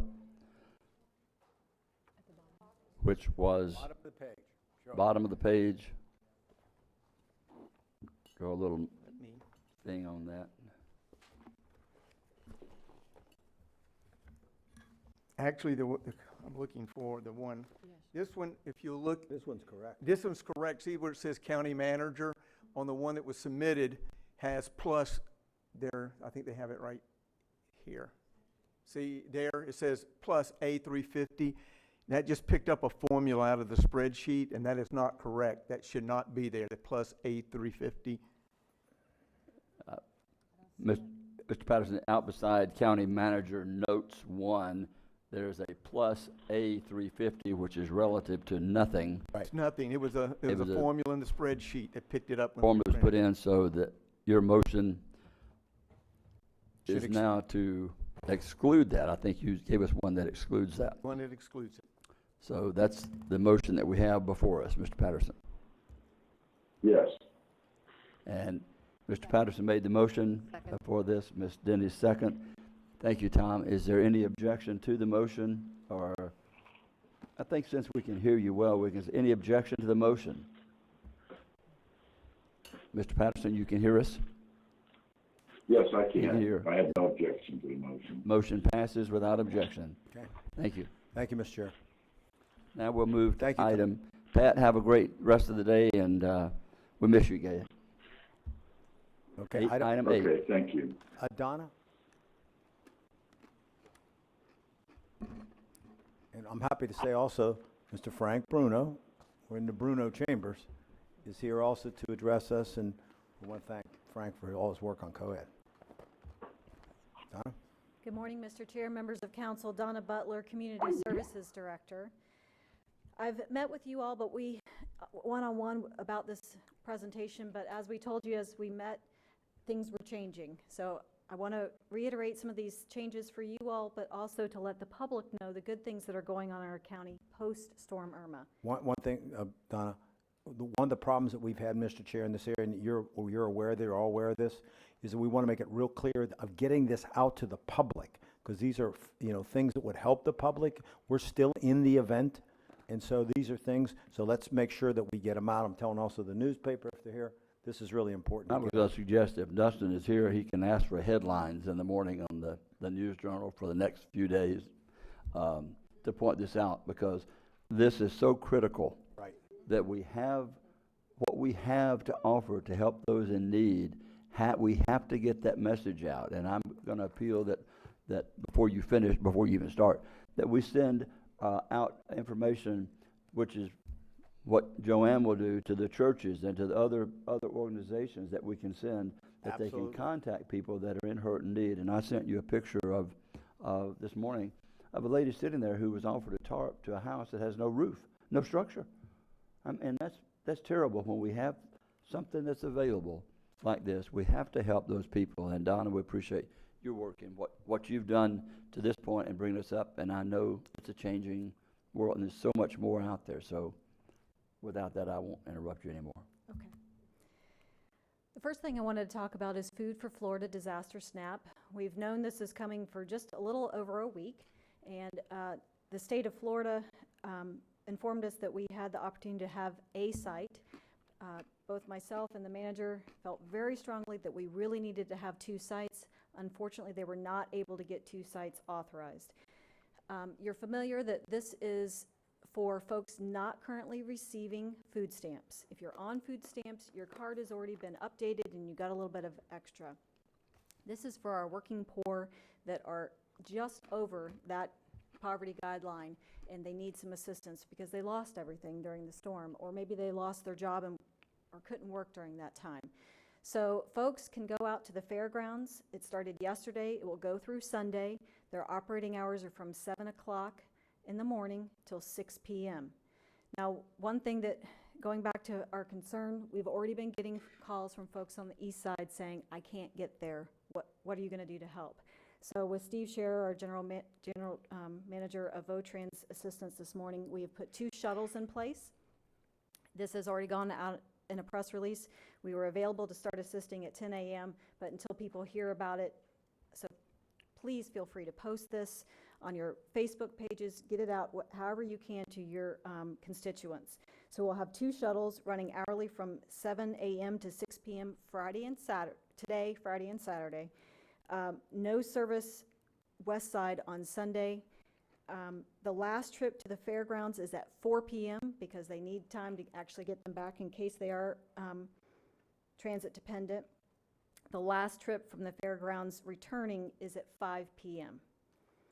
The east side will use the transfer plaza at the Mary McLeod Methuen area except for Sunday, and then they'll have to go to the intermodal transfer facility at near the Ocean Center. I know this is complicated, it's in a press release that you should have received a copy of.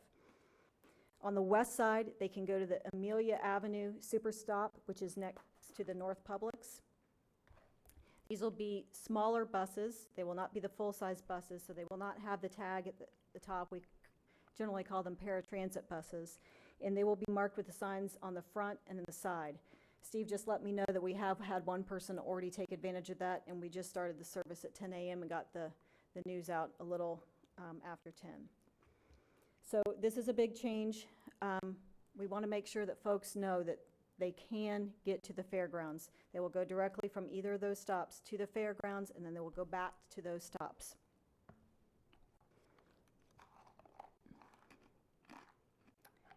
One thing that will help folks if they go is to pre-register. The line is much, much shorter if you pre-register.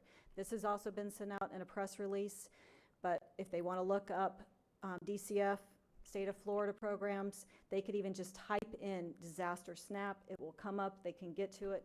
It doesn't take long to pre-register, but they can print out that number and they will be able to take that with them, and that will put them through a faster line. Otherwise, they're going to have to sit down and fill out paperwork, which will take time. Donna, also let people know that they can always access computers at our libraries if they don't have another way to pre-register. Go to our libraries. Absolutely, and someone will be glad to help you there. So there's only one entrance and exit. It's on Pravat Avenue. All others are blocked. So this should be pretty easy. We're hoping folks will go and take advantage of it because it's considerable extra funds for 2 months worth of groceries. Could really help some folks that really need it after having a whole refrigerator potentially destroyed and having to, start trying to replace. So last council meeting, I came to you and asked for flexibility with our grant funds because we weren't exactly sure, nor did we have time to ask for state permission prior to trying to help folks. Last year with Hurricane Matthew, we did a program that you did approve, so we're doing the same exact program again. These are with SHIP dollars from the state. The funds are available for insurance deductibles, non-recoverable depreciation costs, and home repairs for those not insured. They have to have applied through insurance, FEMA, and SBA to be eligible. So make sure you get that word out there. To date for Matthew, we're still giving out funds for Matthew. We're over a year. $945,000 went back into our community to help these folks get their homes back to the way they needed to be. But we're still pending $155,000 that with more documentation we're hoping that we'll be able to give out. We have the SHIP dollars. We can do this again. We do not yet, and Jim Chudge and I talk multiple times a day trying to find out when we are going to find out if we are going to get a disaster recovery center, otherwise known as a DRC. If we do, it will probably be a mobile unit, but we still don't know if we will. It will be at Holsenbach if we get it. My staff is prepared to go and sit out there part-time at least to help folks. But our applications for this assistance are available on Monday, October 16th, regardless of whether we have a DRC. And quite frankly, if you know somebody that needs help, send them our way. We'll start working on the process with them and get them going.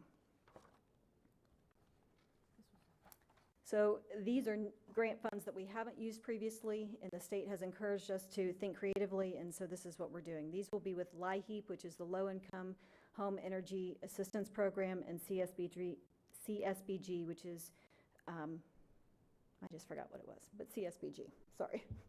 So the first is Emergency Temporary Hotel Shelter. For those folks that have a TSA voucher, TSA is Temporary Shelter Assistance Voucher. It was originally for 2 weeks.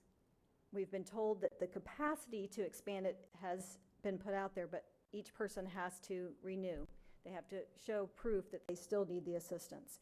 So if by some chance it's expired, but they don't feel that they can go back into their home, we can give them a maximum of assistance if they qualify under income guidelines up to $1,000 for temporary hotel shelter. We would be making that payment to the hotel, not to the client, and they could stay there until that $1,000 was expired.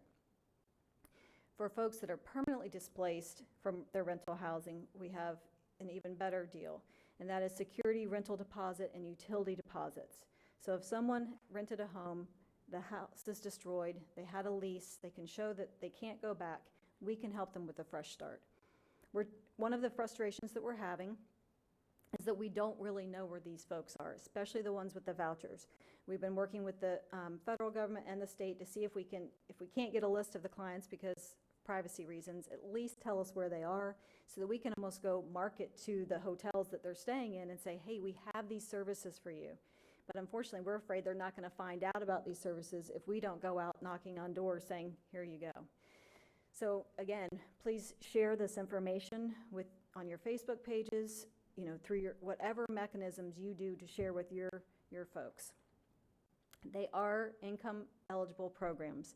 One is 125%, the other is 150% of the federal poverty guidelines, depending on the program. But these are great new programs, and we appreciate the flexibility that you gave us to try and implement them. So my department, Community Services, is the lead agent with the ESF 15. And very generically, that's volunteers and donations. But it can't exist without a partnership with COAD, which is why Mr. Bruno is here today, and he's going to explain to you the role of COAD. Just in general, the department takes in information for anybody that needs assistance. And there's this great nationwide system called Crisis Cleanup. We can actually put in that someone has called, has a tree down, has debris, has a hole in their roof and needs a tarp, or heaven forbid they had flooding and they need help mucking out. So we do that, and then COAD comes in, and I'm going to let Frank talk about it. But he's never been shy to talk before, usually. But COAD Kind of different being down there, isn't it, Frank? Yes. COAD is the arm that makes it all happen. So with that, Frank. Welcome, Mr. Chair. Thank you, Mr. Chair. Thank you, Donna. Well, today's a great day for Volusia County. Congratulations on all your great work today. Let me get that off my chest first. The COAD has been in operation for 4 years now. It was really set up with the support of Jim Ryan, and it was Deanie Lowe and myself that co-chaired it up to a year ago. And the COAD stands for Community Organizations Active in Disaster. Last year, Deanie kind of bowed out of it, and I became chairman just in time for Matthew. And we are so blessed to have so many great organizations here in Volusia County that we can call on. And so they came to our rescue. Donna indicated exactly how it works. People call into the CIC. They have a need in the community after a storm. It goes on to Crisis Cleanup. That's a statewide program where it is open to everybody so that the people can see that. What we do is there are churches, Catholic Charities have come in, LDS Church. During Matthew, we had like 2,000 folks from LDS Church that came in over a few weeks' time to really clean up after that time. Thank God Matthew didn't hit us as bad as we expected it. And also Irma didn't hit us as bad as we expected it. But we had a lot of damage then, and we have a lot of damage today. So let me get to the bottom line. A lot of organizations came in. They looked at what was on Crisis Cleanup.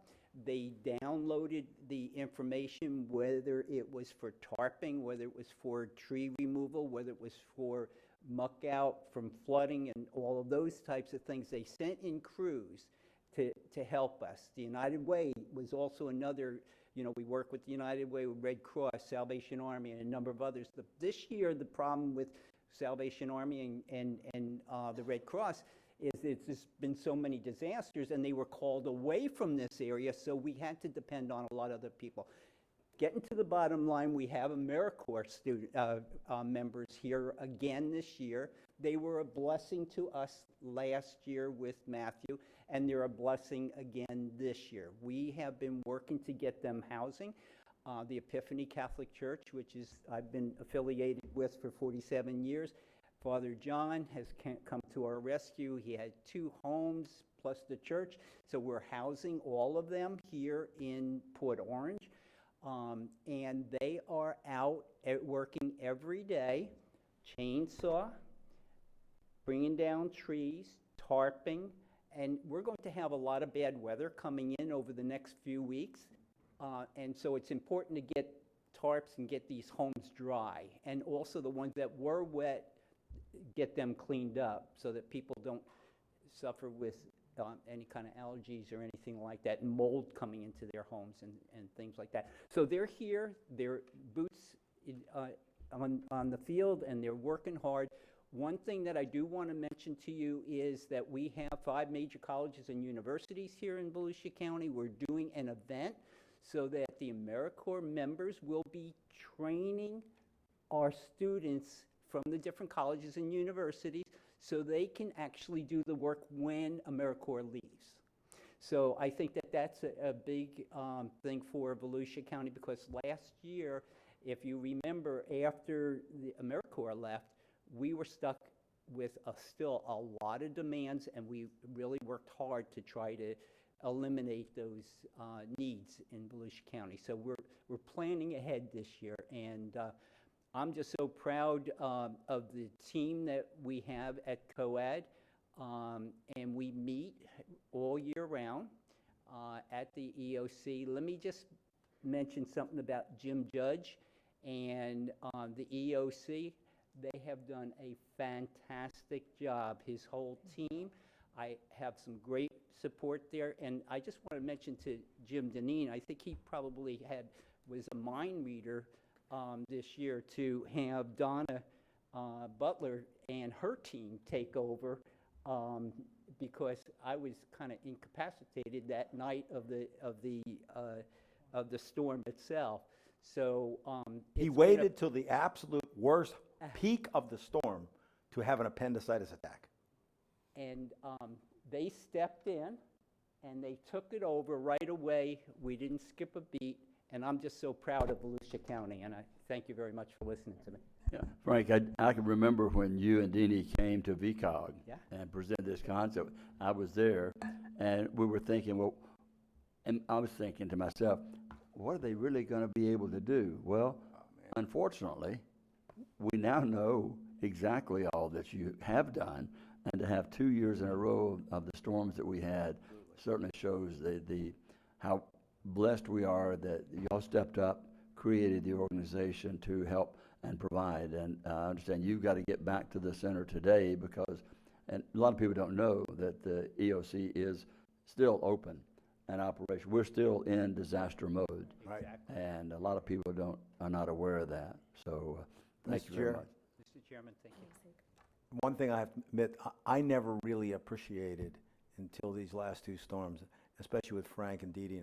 I never really appreciated how much the COAD did. I learned a lesson. They really help a lot of people. And I'm really, thank you, Frank. Okay, Heather, am I supposed to? Actually, I wanted to address in reference to the SNAP program.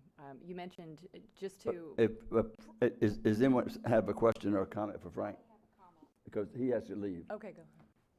Billy? I made public earlier about the staff in the prior council and their vision with the incentive program. And I just want to thank you as prior chair. You served well then, and you're still continuing to serve well our county. I'm so grateful you're here and a part of us, and this program is phenomenal. Thank you, Frank, for all you do. And thank you all for your well wishes. I really do appreciate Thanks. it. Didn't mean to cut you off, Heather, but he has to get back to EOC. In fact, he's late. All right. The SNAP program, I just wanted to make sure, because you mentioned for pre-registration that they could print out their registration number and everything. For those, and then I know we mentioned that people can go to the library to access the internet, but for those, most people have the internet on their phones, even the lower income. So is it just the number that they need, so they can maybe do a screenshot of I the would think number? they could do the screenshot, or Okay, I think so it's, they I think don't it's actually, necessarily need to have anything printed. right, and it might be emailed to them as well. So Okay, I just yes, wanted to you're clarify correct. that. Okay, thank you. Okay. I do want to say one more Sure. thing. I forgot to mention this. The shuttle service that Votran is providing is free. So folks might have to get to one of those points using Votran and they would pay a fee, but from those 2 points to the fairgrounds and back is free. And that's fantastic as well that you Okay. coordinated that. Thank you. All right. You're welcome. One more thing I really wanted you to know, because I need you to pass this along.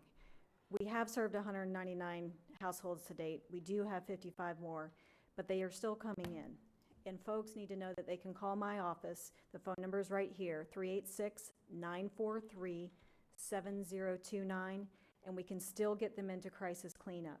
We can't help them if we don't know what their needs are. So please encourage them to call. We'll get them into crisis cleanup, especially if it's one of those things. If it's not, we'll do our best to help them in another way. Or if you have a neighbor, if neighbors know there's somebody, please help them. Maybe you call and get us involved, or let them know what the number is, because you may know of neighbors, or we're going to get this out to the churches and that. If they know of somebody, please let us help them.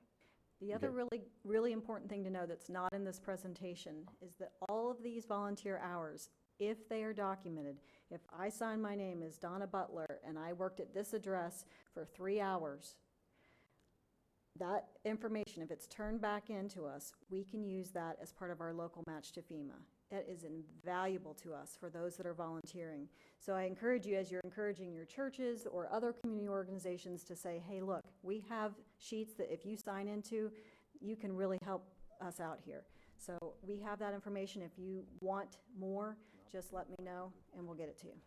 Okay, and it's not having the information, it's getting the information out there. Yes. I can't emphasize that any more than I am, that it's our duty, it's incumbent on us to make that information available in every possible means to the people. Get outside of the box and saying, here it is, call me. And the people listening, probably not. So we've got to get it out there. And we have one other point. You're finished with that, Donna? Yes. Okay. We have one other thing. Dan, you want to read what you need us to do? Yes, yes, sir. What I'm asking you to do is to extend the declaration of emergency by 7 days. Okay. Is there a motion? Ms. Wheeler, is there a second? Second it. Motion is made and seconded to extend the disaster Declaration. For 7 days from today. Yes, sir. Motion made second. Any objection to the motion? Hearing none, the motion passes. Thank you, Dan. Thank you, sir. Now, without further ado, we will go back to item 5, I'm guessing. Maybe. Item 4A. Oh, sorry, we get to go to 4A. Item 4A, Jim. Tom's in the back. Would you go get him? They might have given up on us and left. No. Tom's in the back room. Have him come forward. Appreciate them staying. And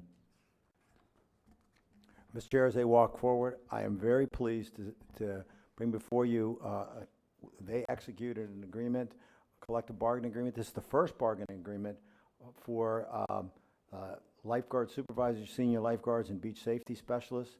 So while it's a 3-year agreement from 2017 through 2020, it is the first agreement we've had with them. I'm happy to say that all things were concluded and all the parties are happy. And Tom? it was probably a slow day at the beach anyway, but go ahead. Tom Most, Human Resources Director. As Mr. Deneen said, this is the first agreement. I'm pleased to be here today. Gary Conroy, the business agent for Teamsters, could not be here today, but Brian White is here for the employees, and he was on the negotiating team. And I'd like to thank him and Gary and their team. They did a great job, and we're very professional, and we reached an agreement. And also, I'd like to recognize the team, Ray Manchester and Liz Driscoll, and all of Public Protection, and Mr. Hargrove for helping out during the negotiations. And without everybody working together, we wouldn't have this agreement. And at this point, I'd like to introduce Mr. White from the Beach Safety and a member of the Teamsters Union. Thank you. Thank you, Mr. Moats, Mr. Chair, council members. As Mr. Moats mentioned, this is our first contract, and we're excited to move forward. I think all of you have been very supportive. I'd like to thank Mr. Moats and the county staff for working together closely with us. It was a very professional experience, and we're excited to continue serving the community as best we can. So thank you very much. Great. Thank you very much. Mr. Chair? Yes. If I can add, this agreement, along with our standard language, we did have some additional safety equipment that we did, which was the rifles and the vests. We also agreed that while everyone gets, and they agreed to a 3% across the board increase, that what we've done with everyone, I think the council's told me this to be correct. I want to go on the record so it's in front of them, that if the deputies pass the compression plan that we put, then we would apply it to all the other organizations, both union and non-union. Right. But that wouldn't happen unless the other agreement's signed. Right. Do you need a motion on the, Yeah, I would Yes. Yeah. Tom will give it to you. I Tom? was asking that you, we're asking the council to please ratify this agreement. Ms. Dennis? Yeah, just a comment. Let's go back to the rifles because there's been a lot of PR and media on this. So let's address exactly what it is and what it isn't, and when it's available, and what happens when they're not in use. Ms. Denny's, let me do this. Mr. Manchester is responsible, together with all of our employees, together with our executive staff, to putting together that protocol. That protocol, the other thing I've asked Mr. Manchester to do is to make sure that protocol is shared and agreed with as a memorandum of understanding between us and the police departments along the coast. Because what we anticipate more than anything else is that our people could serve, in most cases, as a backup if required because of an emergency. And we will show you when we finished the protocol. But we have not finished the protocol, and you'll have to follow the protocol to use those weapons. Ray, do you want to add anything to that? Well, okay, so the protocol's not in place before we ratify the agreement? No, but the weapons aren't here either. The weapons are not out till the protocol's finished. In other words, we agreed to provide them, but the protocol has to be in place. So it's conditional. This is conditional upon the protocol and a memo of Yes. understanding? In other words, once the protocols are in place, we get the memorandum of understandings, then we will issue the And that's appropriate. Yeah, good afternoon, Ray Manchester with Beach Services. I just want to state that the implementation is going to take a while. There's going to be training, there's going to be the purchase of the weapons and the development of the policy on how we're going to use these. This is going to take a while, and it's going to be a process, but we're going to move through it methodically and professionally to get it right. There's also a bunch of logistical concerns that we're going to have on the use and the daily operation of these too. So. Okay. Ms. Denny's, just so the council will know, once we have that, then to the point that it makes sense, we'll make sure that you understand what that is before we actually issue those weapons. You'll know. And we'll get an update when that happens. Yes, Absolutely. but that isn't in place right now. Yeah, absolutely. I just want to make sure that we're just not turning these loose tomorrow. No. And they're all over. This is going to take a while. It's going to be a methodical implementation. A lot of training is involved, again, like I said. And we take this very seriously. I know that you do, and I just wanted clarification, that's all. We understand the perception of the issue also, so. Okay, well, with that, I will make a motion that we, to approve the Teamsters Local Union Number 385 Local Collective Bargaining Agreement for lifeguards supervisors, senior lifeguards, and beach safety specialists for fiscal years 2017 through 18 through 1920. Second. Motion made and seconded by Wheeler. Ms. Post? Ray, I just wanted you to, if you could, because of public perception, and we won't go into the procedure and all that, the protocol, because that'll be later, but can you just state for the record about how many just public safety or beach safety employees do you have across the board, not sworn? Not sworn? Yeah, just in general. If you include our part-timers, there's a few hundred. If you include our part-timers, seasonal lifeguards. If you include our full-time staff, not sworn, that's an extra dozen or so. And then sworn, specifically sworn, LEO, That number fluctuates, but we have about 55 positions. Okay. So about 55, and the intention is not to be carrying them around on the beach 24/7. Absolutely not, absolutely So not. I did want to clarify that. Absolutely not. just because I've had several questions about that from the Yeah, public. we understand the so- perception issue. These are a tool, like Brian mentioned, these are a tool in our toolbox. Doesn't mean that toolbox will be open for everybody to see, but they'll be available in a way when we need them. The law enforcement equipment that you need to do the job. Absolutely. Okay, I just wanted This was, but this was one of the things that the council remembers. This was one of the requests of the union. We thought it was reasonable. They wanted it as an alternative tool should the right circumstances be available. They brought it up in negotiations, and we felt that it was reasonable to address it. Okay. The motion's been made and seconded. Any objection to the motion? Hearing no objection, the motion passes unanimous 6-0. Thank you, and thank you all for what you do, and let you get back to work. Sorry for the delay. Thank you all. Okay, now we're going to break for lunch, or not. I'm just kidding. Just because I'm hungry doesn't mean anything. You have Mr. Chair, the rest of the things on the agenda, you could if you wanted to, or you can continue on. Well, we left that off so that you guys could make that decision today. Go ahead and go, huh? I say go. I say go. Keep going. We have this is going to be very important, and This is a big deal right now. this is a big issue, and it's only going to be looking for direction, I'm guessing. Looking for, make this clear. Today, we are trying to address the whole issue of access on the beach. I will premise it saying that I'm recommending a plan that you give me direction on. Excuse me. This is so important. I don't want to rush through this. Right. But I also understand maybe, what do you, Whatever you guys want to do. Right. if we could find a way to have even a sandwich or something brought back. We can do that. So we can. Why don't start I it- do that, and then when they get here, we could take a break. Bring something so. we Because can- I agree with you on not rushing, because anything you do on the beach that's not explained well will come back to haunt us. and- So why don't I do this? Why don't I have something brought in? And then when it gets here, then you can take Take an a few associated minute break so Yes. that we can eat, but we'll We'll proceed do that. onward.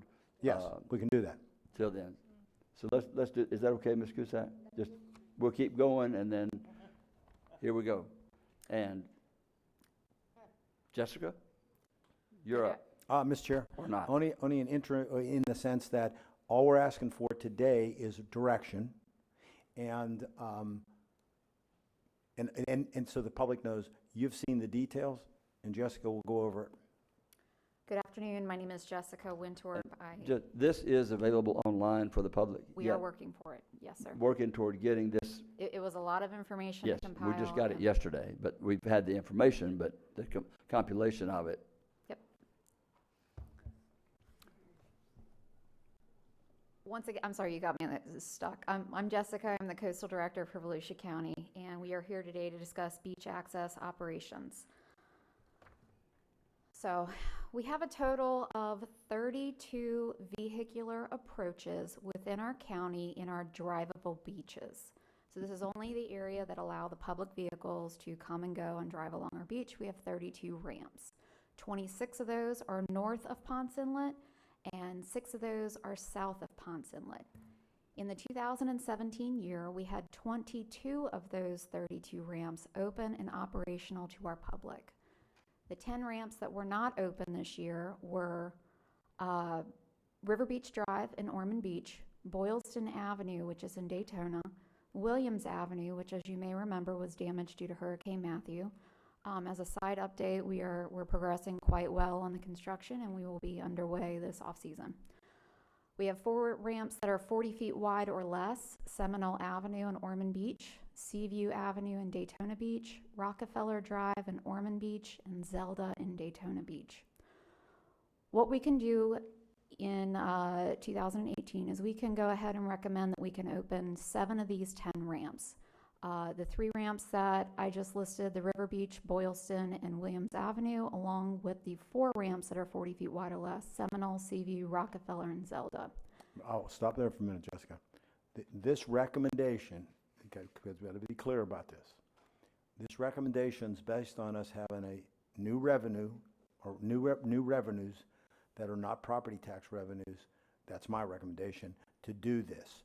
and we'll get into that at the end. It has to do with a recommendation on the daily charges, not the passes. But that's a fundamental recommendation here, is because I do not have other revenue set aside for this. Thank you. Now, the 4 ramps that are 40 feet wide or less, they're very narrow. Very specifically, Rockefeller Drive has an off-beach parking lot immediately west of it. So there's a lot of pedestrian traffic in that one ramp. What we're going to look at is the possibility of making these 4 ramps one way only onto the beach. So that way you can still come in, we can still have the pedestrian amenities available for those folks who like to walk and ride their bicycles to the beach. There are 3 ramps that we're going to look at the opportunities in 2018. One of those is DeMott Street, which is currently being used as an exit-only ramp when we do Dunlawton as dual-lane entry and remove the exit ability at Dunlawton. We open up DeMott as exit-only, and this helps us flush that traffic at the major intersection of Dunlawton and Atlantic, just to get the folks out of the municipal right-of-ways. Plaza Boulevard, which is in Daytona Beach, kind of next to the Publix up there. It received some damage to the asphalt during Hurricane Irma, and we're going to have to look at what we can do there. We may need to do some significant repairs. We're just not going to be able to get that open as quickly as we'd like. And then 16th Avenue, a lot of folks don't know that this is a beach approach, but what this is it is a county beach approach in New Smyrna Beach, but it is not improved. There is a short segment that is a paved approach, but then it goes into natural dunes. So we would have to do significant improvements. We'd have to reach out to the community of New Smyrna Beach, specifically the city and the residents that live in the vicinity, as well as some major permitting with the state. We would be asking the state for an additional access to put vehicles on the beach. That's not just a regular request. So that's kind of a big deal. This also would require, unlike any of the other ramps, us, if we do it, which clearly it's a policy council decision, this one was the one that would require significant infrastructure in terms of dollars. Now, if we move forward with your recommendation to open those 7 ramps that I spoke of earlier, there will be some capital improvement costs that we require. These are one-time costs just to get the ramps open and prepared for public access. The toll booth number that is listed there is a recent number for the replacement of the toll booth at Granada that had some damage from a drunk driver earlier. We're estimating about $500 in signage and approximately $5,000 in site improvements. The site improvements vary. Some of these ramps haven't been open for a couple of years, and they are severely built up with sand. So we're going to have to spend some time grading it so we can get down to a surface that will be acceptable to vehicles. There are some locations where we may have to replace a gate, remove some bollards, and do some minor landscaping improvements just so you can open up your line of sights on Atlantic Avenue. Now, for those listening at home, I did put in the Williams Ave ramp as needing a new toll booth. If you remember, when we shut Williams down due to the damages from Hurricane Matthew, as an alternative, we opened up Hartford Avenue. We moved the toll booth from Williams to Hartford so we could still maintain our access. So I placed another toll booth in here because with this plan, it's the assumption that Hartford would also stay open for next year. Total one-time cost estimated for all 7 ramps at capital improvements is just over $118,000. So once we get them open, we have to operate them. The 2 main costs associated with operating a beach ramp that's independent of just the beach ramps, whether or not you have 22 open or 32 open, you're still going to have the same amount of folks on the beach creating trash. So trash collection is not included in the operating cost for this discussion. What we are including is the cost to operate a toll booth and grade ramps. Grading is needed. It's just you need it. In season is our current schedule from February 1st to Labor Day, and then full service is 365 days a year. Now, the cost to operate 1 ramp with 1 attendant and 1 grade a day is $35,786.88 for the in-season and $60,473.20 for a full-service operation. Do the numbers, round it out, and on the right-hand side of the slide, you have the operation for 7 ramps annually. This is a recurring cost based on the level of service that you guys recommend. In addition to opening the ramps, we looked at how do we get our folks on the beach faster. We know firsthand that an annual pass re-entry is the quickest means of getting folks on the beach. All we do is scan your pass, smile, give you the 4 rules, tell you to have a great day, and you're on the beach having fun. The longest transaction that we do is an annual pass sale at the ramp. You may have somebody who doesn't know where the registration is, they can't find their driver's license, it takes a little longer. We ran the numbers specifically on holidays, and on Memorial Day weekend, 1,000 people, 999, purchased an annual pass at a toll booth. Memorial Day, if you guys remember, this was our kickoff to summer. This is where we had killer numbers. And folks were sitting there taking, 4 or 5 minutes, buying an annual pass, holding up the rest of the line. You could be there at noon and there'd be a person buying an annual pass on the peak of your peak season. What we'd like to recommend is that we restrict annual pass sales at the toll booths for the peak season between May and the end of September. We are looking at possibility of utilizing a roving pass sale option, kind of like a concessionaire where you rove down the beach and you can wave at the concessionaire and they'll come and they'll process and sell you your beach pass while you're on the beach. We're also looking at the ability of taking a segment of the ramp and turning that into an annual pass sale station.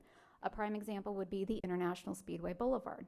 There are a couple poles on the left-hand side. We can easily set up a station on the left-hand side, and then when you go to the toll booth, you'll pay your annual pass, or you'll pay for your daily pass, and then the toll attendant will direct you down the ramp to the location on the stand where they're selling annual passes, and you can receive a full service there. We're also going to re-promote our online renewals. A lot of folks don't know this, but when council decided to do the change order to allow us to go to an annual renewal, a renewable permit, this is going to save a lot of time next year on our annual pass sales. So you can renew online, you can go to the toll booth, they can verify that you've paid, and then you're done. No scraping, no new sticker, you're gold.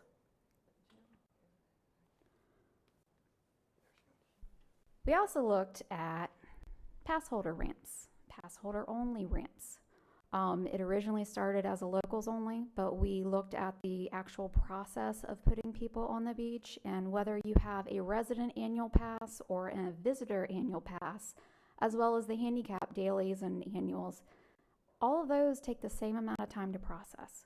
There's no cash exchange, you're not paying for anything, it's just verifying, you just scan on your sticker and you roll. So we're going to recommend we open up some pass holder only ramps. There are 2 options. And this is assuming that we don't move forward with the previous 7 ramps. If we open a closed ramp and turn that into a pass holder option, it's the same capital cost we talked about earlier and the same operating costs. The easiest to implement will be converting an existing open ramp. You have minimal cost to open an existing ramp and turn it into a pass holders only ramp. You just have minor signage. What we're going to recommend is that we open up 1 pass holders only ramp in each municipality, with the exception of Ponce Inlet. Ponce Inlet only has 1 ramp, and that is Beach Street, and we just don't have the ability to open up a pass holders only lane without taking away the resident or the visitor option.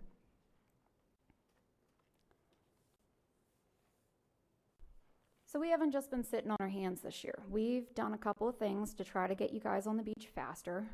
We do 4 ramps we turn into dual lane entry ramps. Those are International Speedway Boulevard, Flagler Avenue, 3rd Avenue, and Dunlawton. What that means is we don't allow exit, we just let you, both lanes, push people on the beach. We also tried out a pass holder only lane at a couple ramps. We tried it at International Speedway Boulevard. If you pulled into the left entry lane and you have an annual pass, they would scan you and you can bypass on the far left lane around the toll booths. We added additional staff on the weekends, including Fridays. We did what some are calling the Chick-fil-A model, where we put additional walkers at the ramps. So while somebody's getting serviced at the toll booth, you have another person that has the capabilities of doing transactions. One person's being service at the toll booth, and then whether you have one or two, you could service one or two additional people while that person at the toll booth is moving, and then you could move the one or two extra people through the line faster. We also did a large initiative online to provide alternative ramp maps, so those who may not be able to go to their favorite ramp due to capacity or tide could see easy other options that are available. What gets lost in all this is there are special events that we don't even know about. There are Facebook groups that just decide to come out on a beautiful Saturday, and that impacts our operating costs because we have to staff up the ramps. Beach safety has to make sure that lifeguards are available, and we have an increased level of our waste removal that we have to do. So that's an increase to our operating costs that just kind of never gets seen on the bottom line. So this year, if we did standard process and didn't change anything, we would have had a baseline cost of about $963,000. We spent about $132,000 in our increased service specifically on the additional staff at the toll booths. So there's a demand there. Finally, I wanted to put a summary of our annual pass sales for the last 2 years along with the fee schedule. I think it's very important to note that we do provide handicap day passes and handicap annual passes that we do not charge for. They are complimentary if you meet the requirements in the beach code. Just so you have some numbers, in 2016, we provided 2,005 complimentary annual passes, and we provided 89,632 complimentary day passes. This is just at the beach. In 2017, up until September 30th, we provided 2,350 complimentary annual passes, and we provided 73,620 complimentary annual passes. So there's a value there that we kind of eat the cost so that everybody has access to the beach.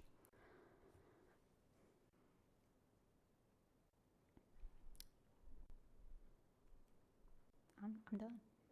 Comments?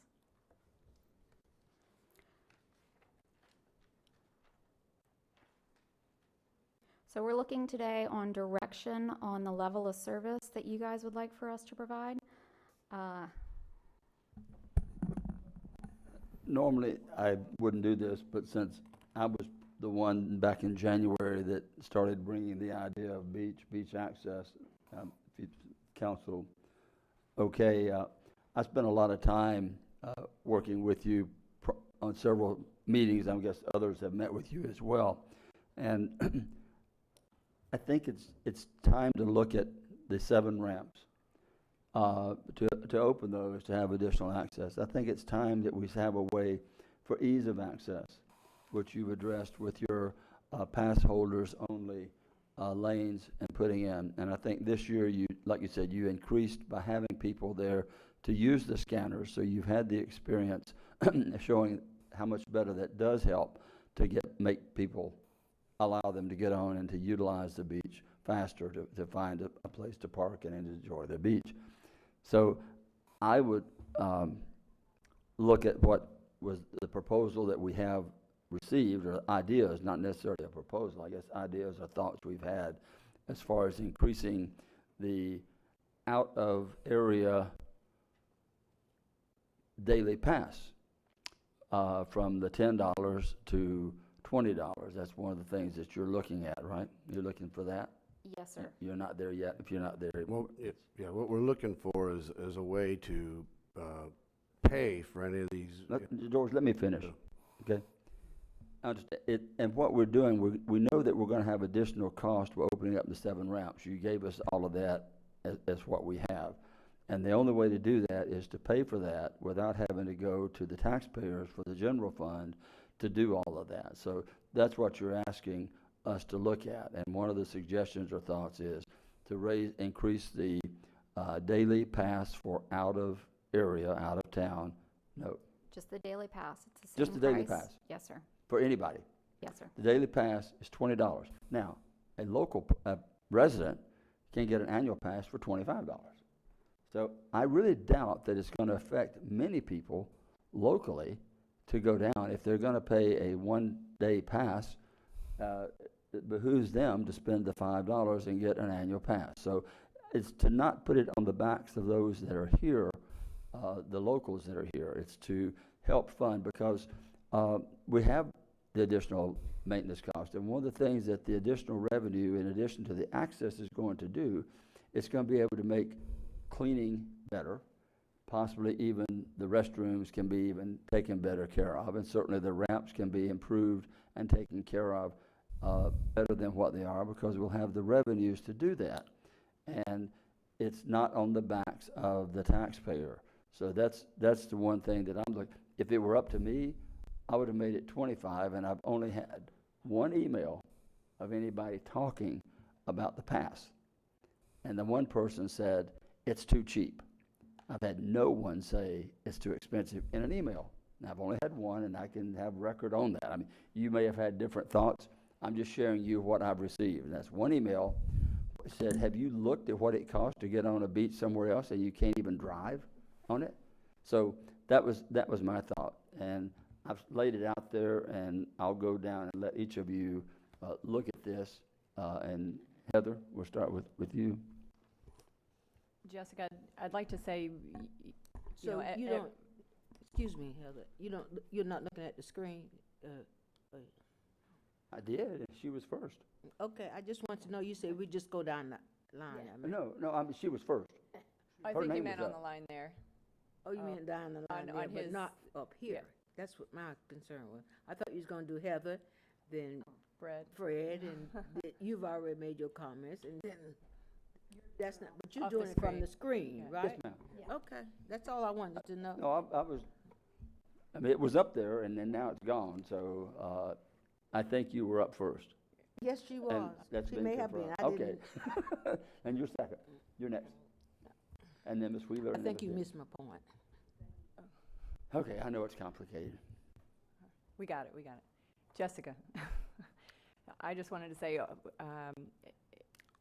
every time that I have talked with you, and I know we've had many discussions on beach and certainly many discussions on ramps and lots of things, from questions from my constituents as well, is you have just always come up with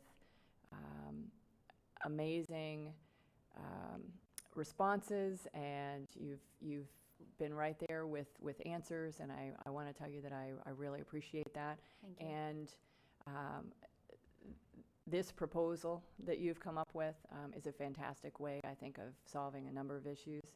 Access to the beach is extremely important, and certainly addressing the intense littering problem that we seem to be facing more and more, which is insane to me that we're having to do that. But and not increasing the fees on the locals is very important. But I just wanted to tell you that very happy with the things that you have proposed since I've been in, and certainly this proposal is very, very nice. Thank you. Thank you. Ms. Cusack, I'll go to this end. I'll go down this way, start and come this way. Thank you, Mr. Chair. I just wanted to ask a question for your consideration, is that we have 5 universities here, and that if, and many of our students are not from Volusia County, I wonder could there be consideration for our students that they would be, with ID, could be considered as locals within the community? That's something I'd like for us to look at, because if they have to pay the out-of-state as residents, if they can provide their IDs that they're actively students, that they would be considered a resident. That's something I want us to look at. They could be considered local residents Well- if they have a student ID Well, and pay an annual pass of $25. Is that would be? Yeah. Yes, Mr. that's Chair. what I'm That's a great saying. idea. Mr. Chair, I think it's a great idea, Ms. Cusack. What we'd have to do is we'd have to make an amendment to the beach code, but what we would do is create a student pass. And what Great, you could great. use is you'd be using your address there and be treated as a resident or a Resident. taxpayer, yes. We could do that if the council so chose. That's a great idea. Great question. I had not even thought of that one. Thank you. I know you're still up. And the second thing I was wondering, if it could be, have a area only for entry on to the beach for locals with passes, or people with passes. Yes. That would be a specific gate that they would use, and then that would help, also help Yes. alleviate some of the We can- time. If they had just one place, oh, you're welcome to the beach, Right. and with the signage that says, Right. go to such and such.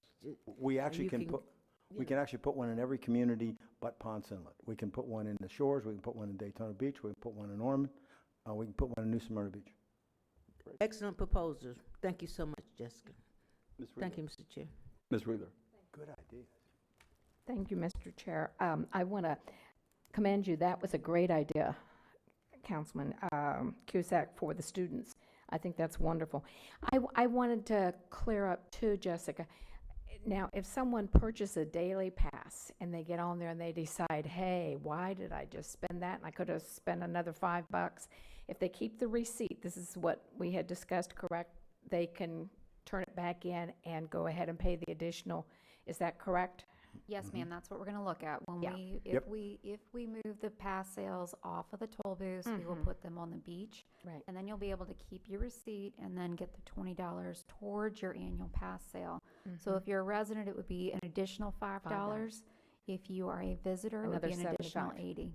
Yeah. Oh, yeah. Ms. Denny's. Thank you. I'm looking through this information that you gave us, and there's only one ramp that's the possibility of opening in Southeast Volusia, and that's at 16th, and we've had that discussion, and I understand all that. But if you look at the entries and revenue on 9/6/16 through 1/31, the off-season, Southeast Volusia has 4 out of the 6 ramps there. And if you turn over to high season, if we go high season and low season, if you go to high season, 2/1/16 through 9/4/17, we have what? We have 1, 2, 3, 4. 4 of the top 6 yet again. So off season, low season, high season, Southeast Volusia is leading the way in entries and revenue. So we need more access, but where we're opening is not where the numbers are showing needs to happen, and where the demand is, very honestly. So, and it's interesting, I had a conversation, because I thought the same thing too, Mr. Chair. I haven't really been getting, the emails on the impact. Well, the impact of this is going to be for those out of the county, as it should be, because we don't want to put the burden on our taxpayers. But what was told to me by some people that live beachside New Smyrna Beach is, Deb, here's what the unintended consequences is, the collateral damages. They come to the beachside, they're going to say, wow, the pass is $20 now. They're going to get out of line, and they're going to start really clogging up those side roads and people's yards. That's what's happening now. So we don't get emails from those folks because they're not aware of this and they don't have our emails. They're out of county. So there is collateral damage occurring beachside in Southeast Volusia and down in Bethune Beach and New Smyrna Beach, with folks getting out of line for the $10 one. And the off-beach parking, we desperately need, and I know we've got a plan for that. And those are capacity too. So looking at this, and I agree with increasing the fee, because it is the day trippers and the out-of-county folks utilizing the beach. But at the same time, we have to balance that where the demand is. I mean, you want to talk about use and return on investment, it's down in Southeast Volusia. There's no getting around that. The numbers will prove that anytime, every time. So we have to address that somehow. And I know you've done a good job with Flagler Avenue. Talk about that a little bit, that approach. We're using that for ingress or egress only? Entrance on the beach only. What we find is your overpass bridges. So you've got the South Causeway, which leads to 3rd usually. You've got the North Causeway, where the majority of your folks end up on Flagler Avenue approach. Some have figured out how to sneak over to Crawford, but it is there, it is open. And then Dunlawton is a major approach, Granada is a major approach, and International Speedway is a major approach. What we find is where these large major approaches are, if we allow dual lane entry onto the beach, with the exception of Granada due to the soft sand, you can flush the traffic faster and you're not clogging up your neighborhood streets anymore, or not as significantly. And it's been effective because this is the first season I've not had as much input, right, and complaints back. That's why. From the Flagler Avenue merchants and the community. So that's been a very proactive, very effective solution that didn't cost anything. What I think we can do, because I think, Ms. Stennis, I think you're right. I think that New Smyrna Beach gets a disproportionate share of people that are day trippers. There's no doubt about it. So what we could do is we do this. We can always work with the city. I know, given my experience in Virginia Beach and some of the other places, that they can also regulate whether people can park on those streets. Because in this case, you are providing them parking on the beach. So there is an alternative, okay? The other thing that we, if you want to say, have going for us, you may get some people that do that, but nothing supplants the reason people want to be there is so they don't have to carry all that stuff. Right. So you do get a great value that way. I think if we make it convenient, and here's the other thing, we all agree, as long as the city and the neighbors, and you give us the direction, and the city and the neighbors want to do this, we believe that it could be a good investment. You're talking $500,000 if they'll let us do it. We're talking 16th For Street. 16th, and we would not suggest that much money for a ramp but they need it more than anywhere else, and if they want to support it, then I think that that's a legitimate expenditure. Well, what I would like to do going forward, because it was very successful when we did that meeting at the Brannan Center on capital projects update, this will catch a lot of misinformation, if you will, going forward, but maybe if we could, Mr. Manager, if we could set up a meeting with the city of New Smyrna Beach. I think they then- got to be our partner, and then I think you got to hear from them neighbors. Exactly, and then go to the citizens at the Brannan Center and lay it all out, because there's definitely a demand, and it's increasing, it's not decreasing. Right. But if we could look at that approach going, and there's a new hotel at Flagler Avenue, Marriott Spring Hill Suites, right there. You know where the Breakers is? There's that brand new hotel. It's going to open, I think, the end of this month, on the beach. So when I was talking to some of the Flagler Avenue merchants, they were very upset with me, and I was shocked to find out there's word on the street that we're taking cars off the beach, in New Smyrna Beach at that hotel. For the record, I've not had one request, one conversation. George, have you heard anything, Mr. Manager, Mr. Eckert? Nobody, no staff. There's not been one. And you've never established, Mr. Manchester's like, no.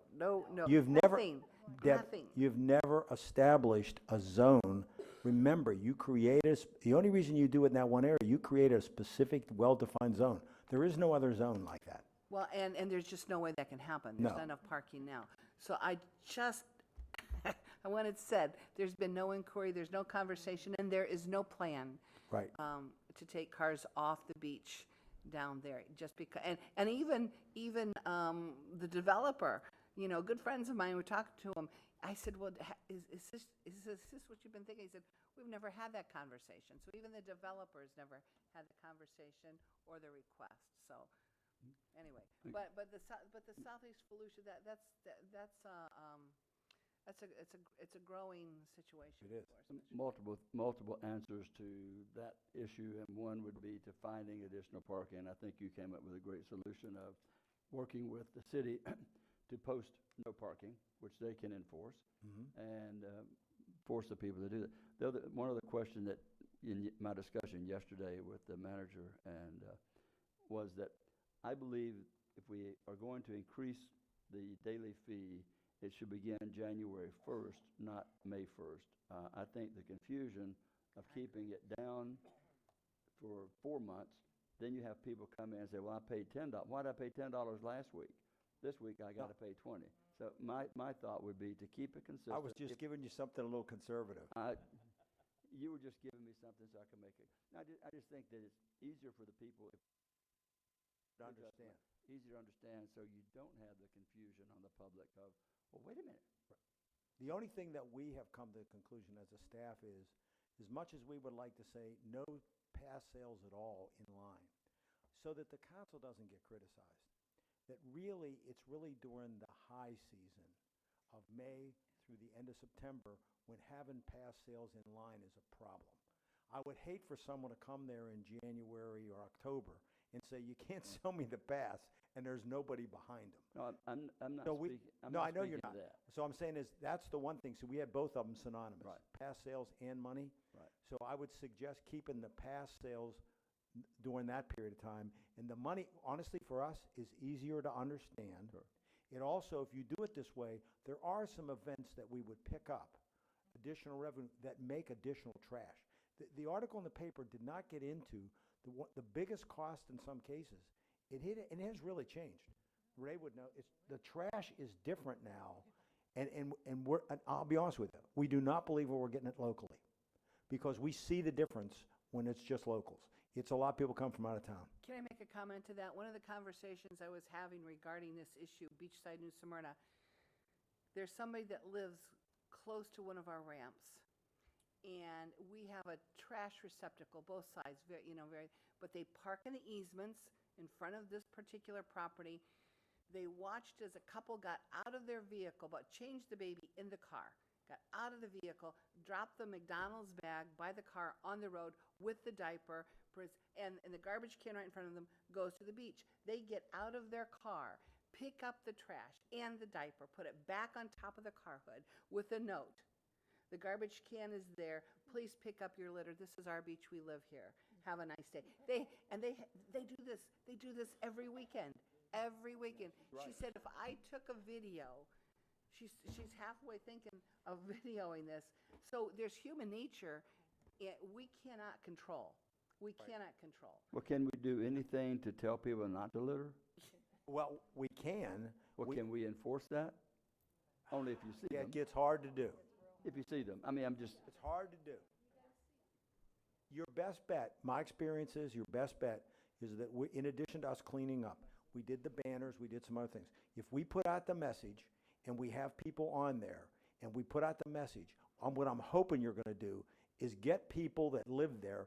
This is how you get compliance, that embarrass people by saying, I live here. Why are you throwing that out when she'll make sure there's more receptacles, we'll do a better job of cleaning, we'll have more, this money will go to that. And I'm hoping, Ed, that if we provide even more service, you'll start embarrassing people well, not to. maybe we could even have one of the rovers or four of the rovers or six of the rovers to go around during the course of the event like they do at Disney and actually picking up the trash in front of them. That's what we want to do. Which will be the way to embarrass them and to remind them that Oh, no, then we become full-service garbage men. Well, we okay, want, we I don't want want, it picked up. I don't want to go down there and enjoy the beach in someone's trash. And if we can do we that. want a balance between making sure we pick it up efficiently, so there's never an issue like the can was full, together with, putting out the message so that maybe, because I think if neighbors tell you, look, don't do that, that gets people sometimes more compliant. So I think the direction, as I'm hearing now, is that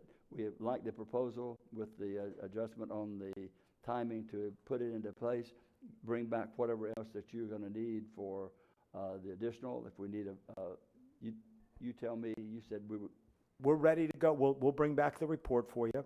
We'll now change it to the January all year round for the fee. But here's the other thing that I think is really critical.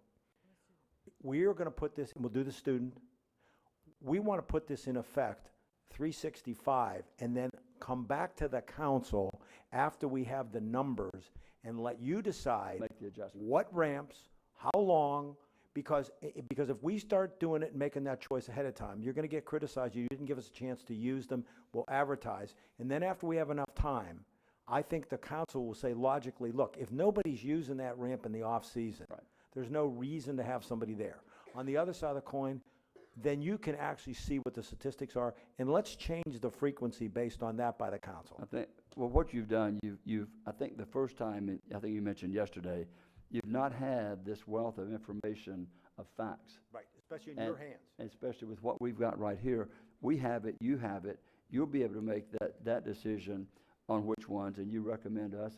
We got 6 people. We got 2 people today going through there, and it's costing you $160 to keep it open, and they're not generating any revenue because they're all annual passes. Right, and like you said, we were talking vote by your feet or vote by your car. Right. If they don't drive that, if they don't use it, we'll give it a chance. If they don't use it, then I think the council can decide, do you really want to spend money with it? But wait a minute, let's back up. Define generating revenue. I don't want to penalize annual pass holders. Oh, no.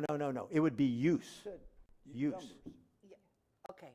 It's okay. use, I'm not money. processing it as we You've go. got 6 Gotcha. people going through a ramp in a day. Not money. Whether they're annual or money, it doesn't matter. To have a ramp open for 6 people really doesn't make that much sense regardless. Right. Actually, in response to Ms. Denny's question, Ms. Denny's, if we have 4 pass holder ramps, there'll be no revenue. There'll be no revenue at all. so we're keeping But we those just keep them open for pass holders. Right. But we'll know how many cars used it. Sure. This fantastic. Just, thank you. To restate what Mr. Deneen said, if the pass holders want a pass holders ramp, you need to show us that you want it by using it. Yes. Exactly. Please don't, I know ISB is the place to go and be seen, but if there's a pass holder ramp 1 block south, use that one.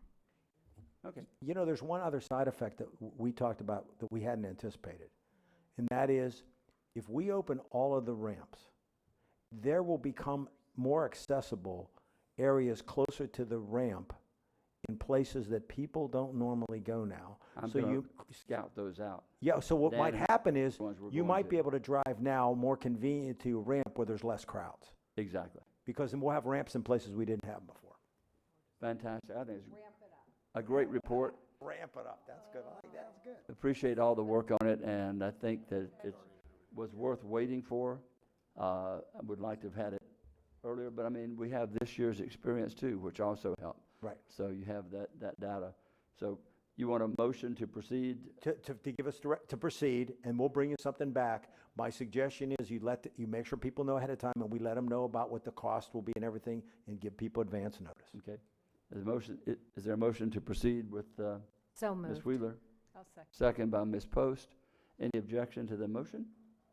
Motion carries unanimous. Thank you, Jessica, for all your work and all of those Mr. involved. Chair, we'll also have a schedule of implementation in that presentation. Okay.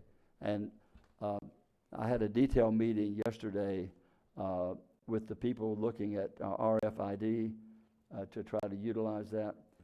They have convinced me at this time, much to my begrudging disappointment, that it can't work yet.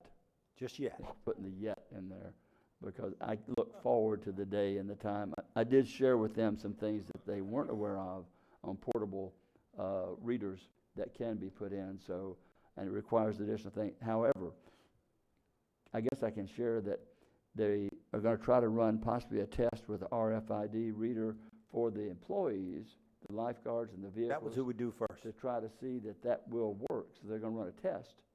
So we'll have an experience on that, so that if we can carry it forward, maybe it comes to whatever, and then all the stickers would have to be printed differently to be readers. But we're not giving up on it yet. No. But, huh? The other thing, Mr. Chair, that we didn't give a due consideration to is I appreciate support that Ray and his troops will be, together with Jessica, will be the implementers of all these changes to make sure it all works for everybody. And he's already geared up and got a plan figured out how he's going to do all with these additional ramps and make sure everything gets done correctly. And I look forward to next year, to the next phase of what I'm looking at, which I will remain a secret till then. Anyway, thank you. And with that, we'll move to item number 6, and that would be Donna Butler back. Good afternoon, Mr. Chair, members of council. I'm just going to real briefly introduce you to Calvin Martin, who is going to present to you about the Community Alliance. Councilmember Cusack is a member of this alliance. He's going to share just a little bit of what it's about. But Mr. Martin is the Florida Guardian ad Litem State Division of Program Advocacy and Inclusion Director. So he's going to, it is a mouthful. So with that, Calvin. Good afternoon, Mr. You wanted to say good morning. I know you did. I did. I saw it coming. Good afternoon, council members. As Donna said, my name is Calvin Martin. I am with the Guardian Ad Litem program. I just want to briefly tell you about the Alliance, and there's a strong reason I wanted to do that today. But just give you a very quick background. I have been a member of the Alliance representing Putnam County government for the past 10 years, and I have chaired this alliance for 7, and hopefully my 8th year will be my last year in 2018. With that said, our goal last year was to go about and present to the 4 county governments that the Alliance currently sit within this 4-county circuit. And I've done that with the first 3, which is St. John's, Putnam County, and Flagler, and Volusia County is the final county government that I am planning on doing a presentation. So I definitely appreciate you giving me just a brief moment of your time to tell you a little bit about the Alliance. Governor Bush and the legislature several years ago privatized child welfare.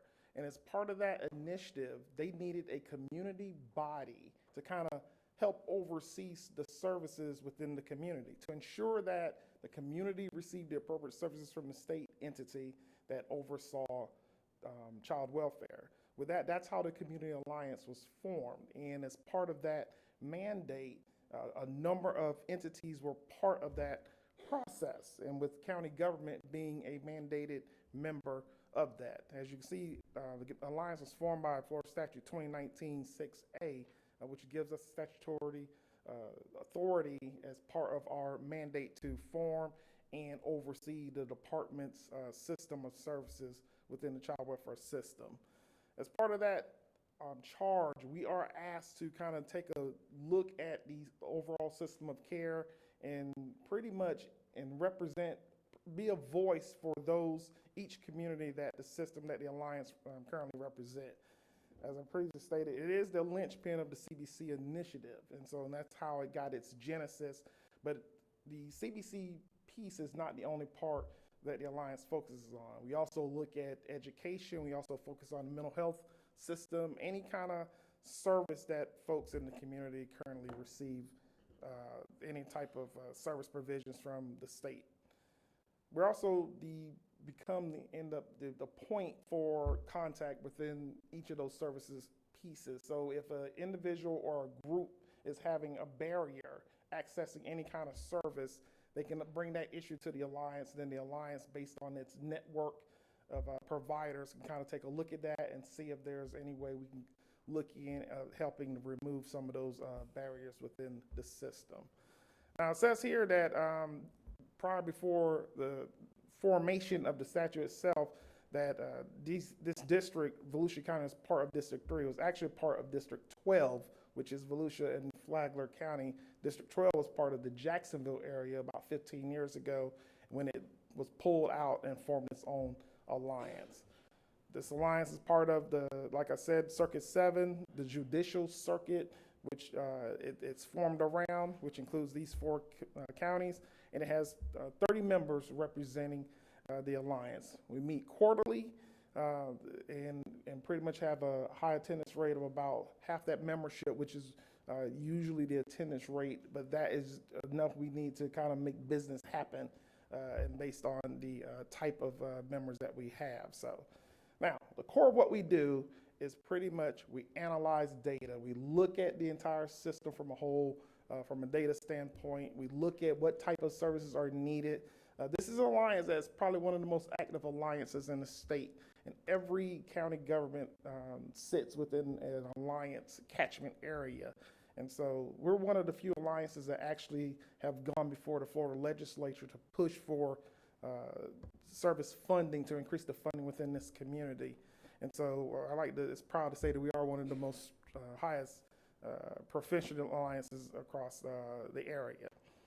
One of the things that we do help push or delve more closely into is, like I said, even though social services, the child welfare system has been the core of what we do, we also looking at any kind of services that touch children and families is where we usually will function. It just depends on the issue that's currently going on in a particular community, and as that becomes our focal point over a given amount of time until it's resolved. Now, to give you an example of that, one of the things that we are looking at regarding Volusia County is the number of children that are in out-of-home care.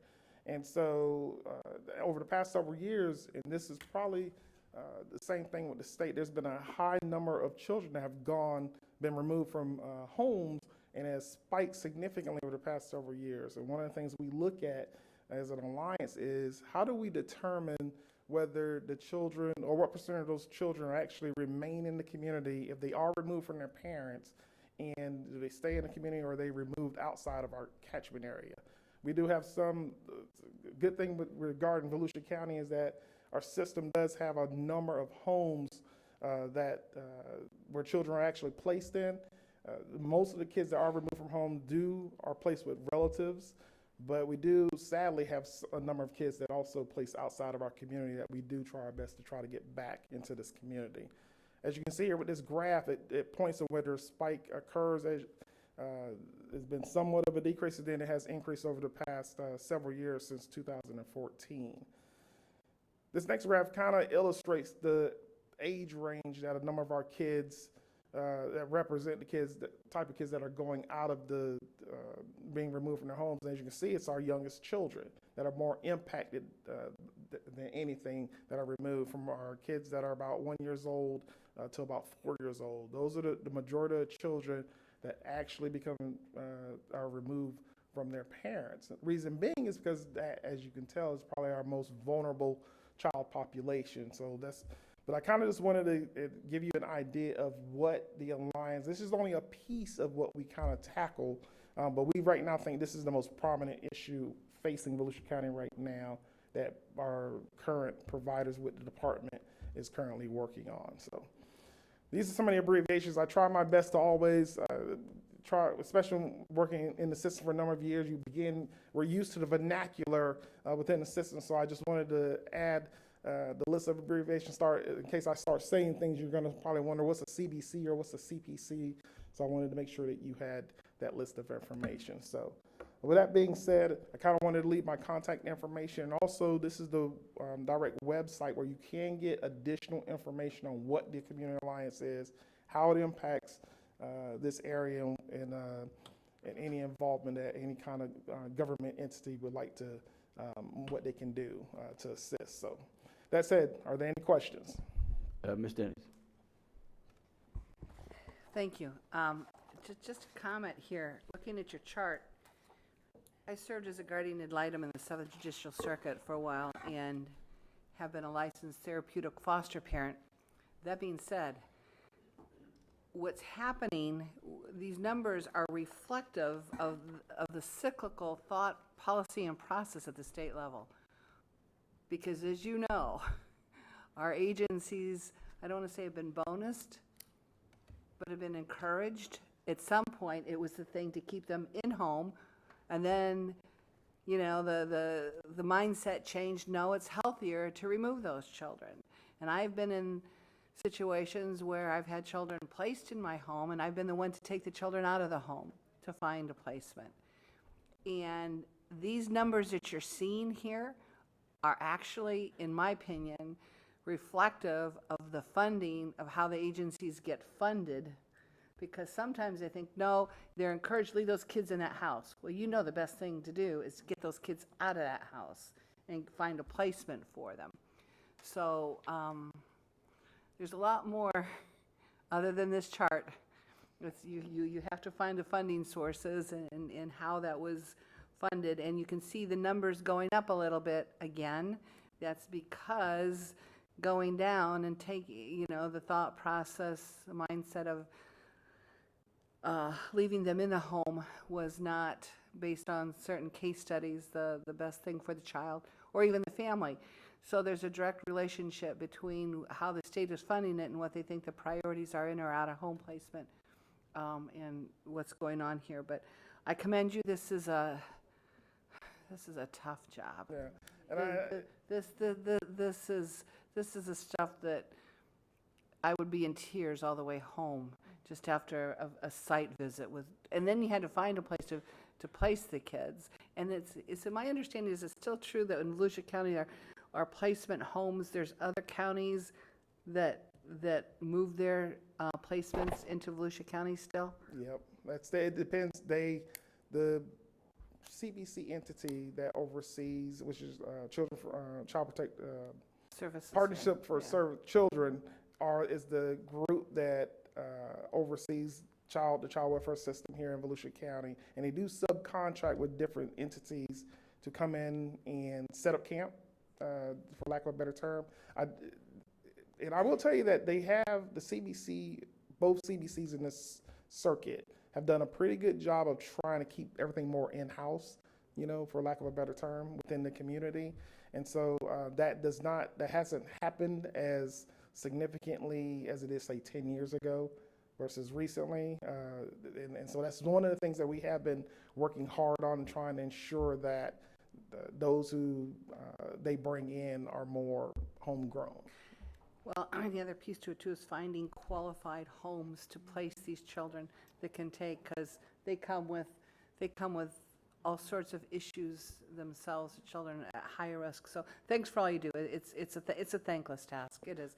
And you kind of alluded to earlier, we call that pendulum swing. Yeah. When something happens, say a significant event occurs, and a significant event could be a child death if it occurs in Miami. Those in Tallahassee, if there's depending on leadership. Go ahead, say it. They will. I have to still being a state employee. I can say it. I said it. You can say that. I said it. But when that pendulum will swing, and at times children are just significantly removed from their homes, and then it swings the other way, and then we may have a lull where children probably stay in the homes where we probably should remove them. So that does occur, and sadly, it's historical. It is. And we still trying to, at state level, they're still working on that. And it's the most vulnerable among us. It's the most vulnerable among us that don't have a voice and can't speak for themselves. And but thank you for what you do. It's a thankless position sometimes, but thank you. Ms. Cousette. Thank you so much, Mr. Chair. Thank you so much for being here and kind of bringing us up to speed as to where we are as it relates to the alliance. I just want to say there are times that we remove children from their homes, and just like you said, it may be not the right thing at that time. And there are other times we leave them in there much too long, and so it's kind of like trying to reach a medium that is good for our most vulnerable citizens. I think that we have to be mindful of the fact that this is one of the programs that the funding is always on the table. And so without necessary funding, you don't have the quality of care that we need to do. So as a member of that branch of legislation, state government, as a legislator, I know how important it is for the funding piece. And so when you have good, enough staff, enough folk that are checking, you don't put them there and leave them there and not monitor them. That's the key, the monitoring piece. So thank you for what you do, and we have to continue to fight the good fight to try to protect our most vulnerable citizens. And we certainly thank you for presenting to us today. Thank you, Mr. Chair. Thank you. And just one observation, doesn't require a response, just an observation of the percent of 1, 2, and 3-year-olds that are removed. That's the largest percent, which obviously affects the lesser removed at other ages. And then I was surprised that 14 was like the lowest. And any of us that have ever had teenagers, I guess they're not 16 yet, but just the numbers were there. I'm sure there's thoughts and explanations of whatever they may be, but eye-opening. So thank you very much. Just the surface data I provided you, so you're absolutely right. Appreciate it. Anything Thank else? you, Don. Thank you. Is lunch served yet? No, maybe. Don't know. Huh? Well, just if it's here and getting hot or cold or... No, it's not here. It'll be Not here here any yet, second. okay. We're down to the end here. I'm still hungry. Not hangry yet, but I'm working on it. I Here, have can't a help peanut. I can order the food. I can't get the food here any faster. It'll be here any minute. Joanne? Good afternoon, Joanne Magley, Community Information Director for Volusia County Government. I think I'm the last thing, and I'll be very brief. We have she's it. several public events in October to tell you about this morning. First, the Ocean Center is hosting a number of family-friendly events, including the Florida Pokemon Regional Championship, October 5th through the 8th. And this is where players actually compete in trading card and video game action, so that's fun for all ages. And admission for the spectators for that is free. Also at the Ocean Center, October 13th through the 15th is USA Gymnastics Pan American Championships, and athletes from all over the world, including countries such as Argentina, Bolivia, Brazil, Cuba, Mexico, they will all be competing in that as well. And then also at the Ocean Center, the News Journal Fall Home Show will take place October 13th through the 15th. The Chief Smith mentioned last week about the open houses for the fire services, and that is in conjunction with National Fire Prevention Week, which is October 8th through the 14th. And our county fire station open houses again will be October 14th, and we have that listed on our website for fire services. And finally, TSA is holding another pre-check enrollment event at Daytona Beach International Airport. That will be October 16th through the 20th, and many of you know that the pre-check is a way for you passengers to get through the line quickly, quicker than others, because you don't have to take off your shoes and your light jackets and your belts. Those interested in signing up must pre-enroll first and schedule an appointment at the website identogo.com. And again, we have that information on our website. And before I go, I just want to mention that we were talking earlier about hurricane. You lost your microphone. Check. There you go. And one works and one doesn't, apparently. Go ahead. So we were talking earlier about Hurricane Irma and the information that we were getting out regarding locations for our services. So last Friday on September 29th, we sent out a news release specifically for 250 Beach Street, and it included a flyer, and I can, I'll give this to.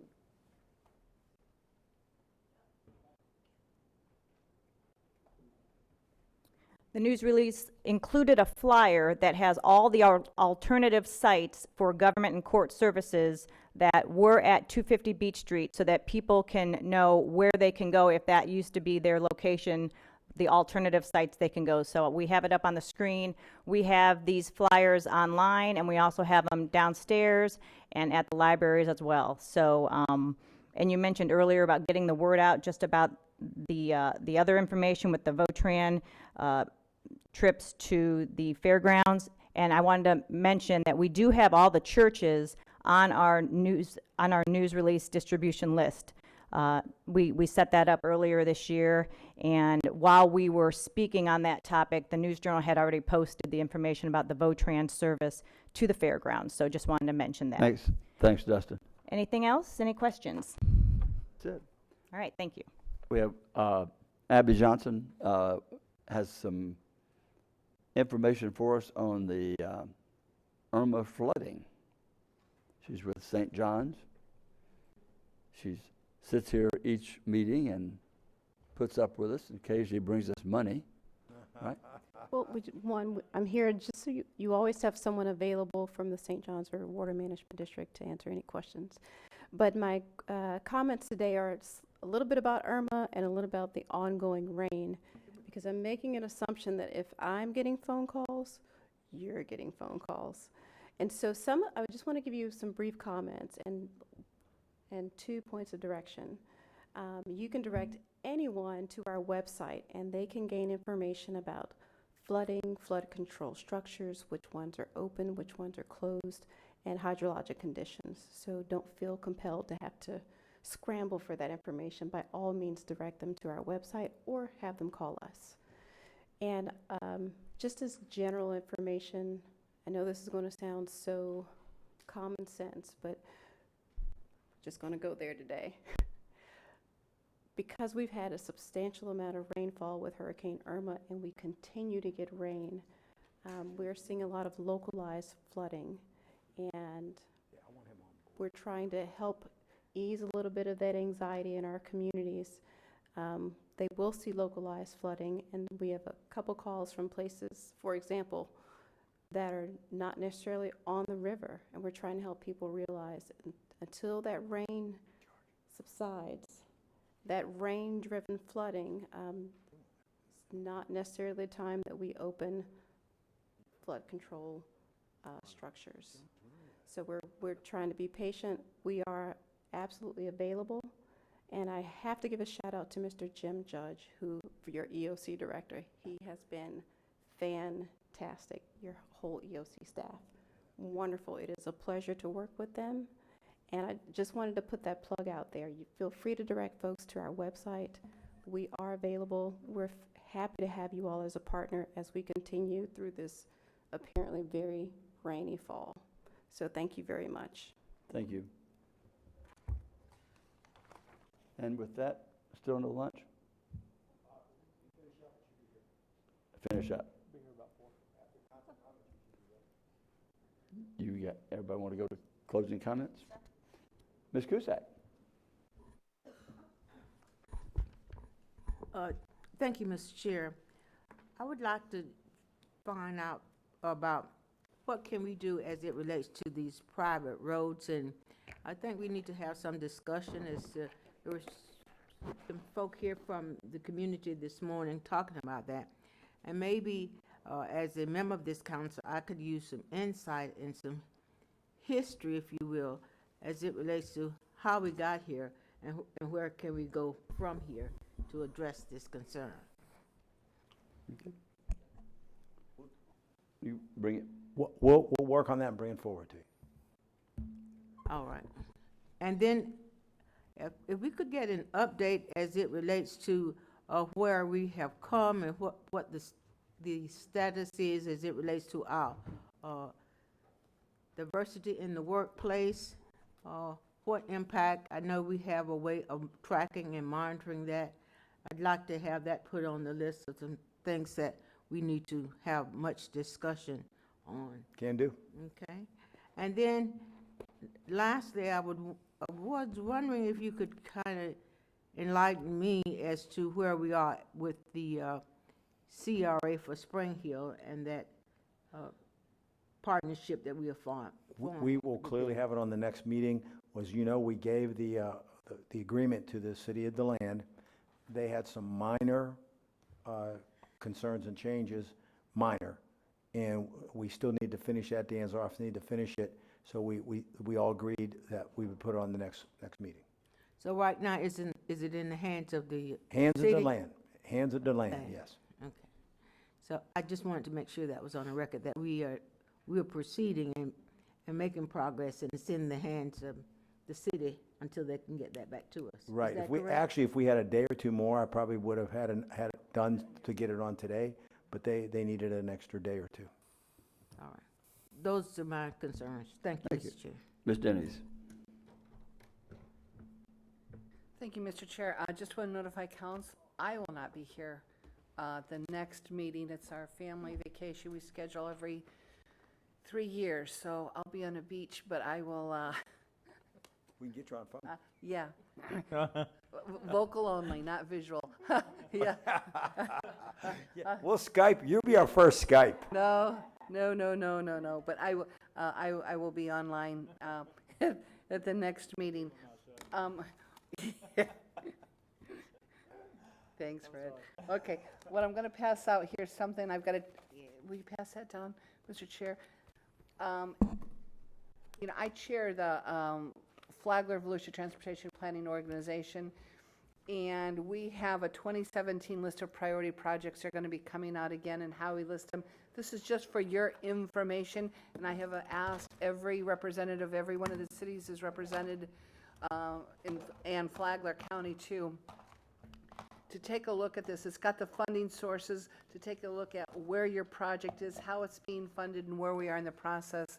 And so this is just in an effort to keep everybody updated on all things roads and bridges within the TPO. And I know that's going to be a big issue for us going forward. So we just, you can look at that at your own leisure. The only other thing that I have is, we can talk about this the next meeting because Councilman, or even after that, Councilman Patterson's probably going to want to engage in this.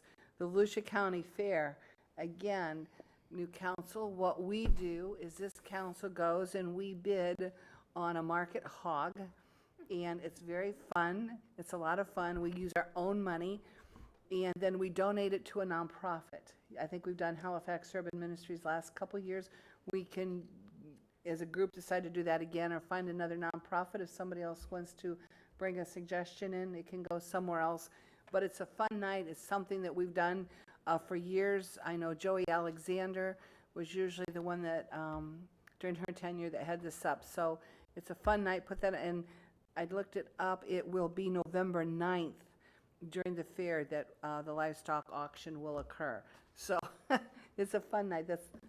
It's a lot of fun, isn't it, Fred? It is, absolutely. The only thing you can't do when you're sitting there, and we learned this the first time, Just raise your hand. raise your hand. Oh, You're dude. sitting there, and then people recognize you. They're going, "Hi," and then you get, "Man, we've got." It was like, you just bought the steer. You just bought Just about bought a one last year. 3,000-pound steer at $8,000 a pound. Put your hand down.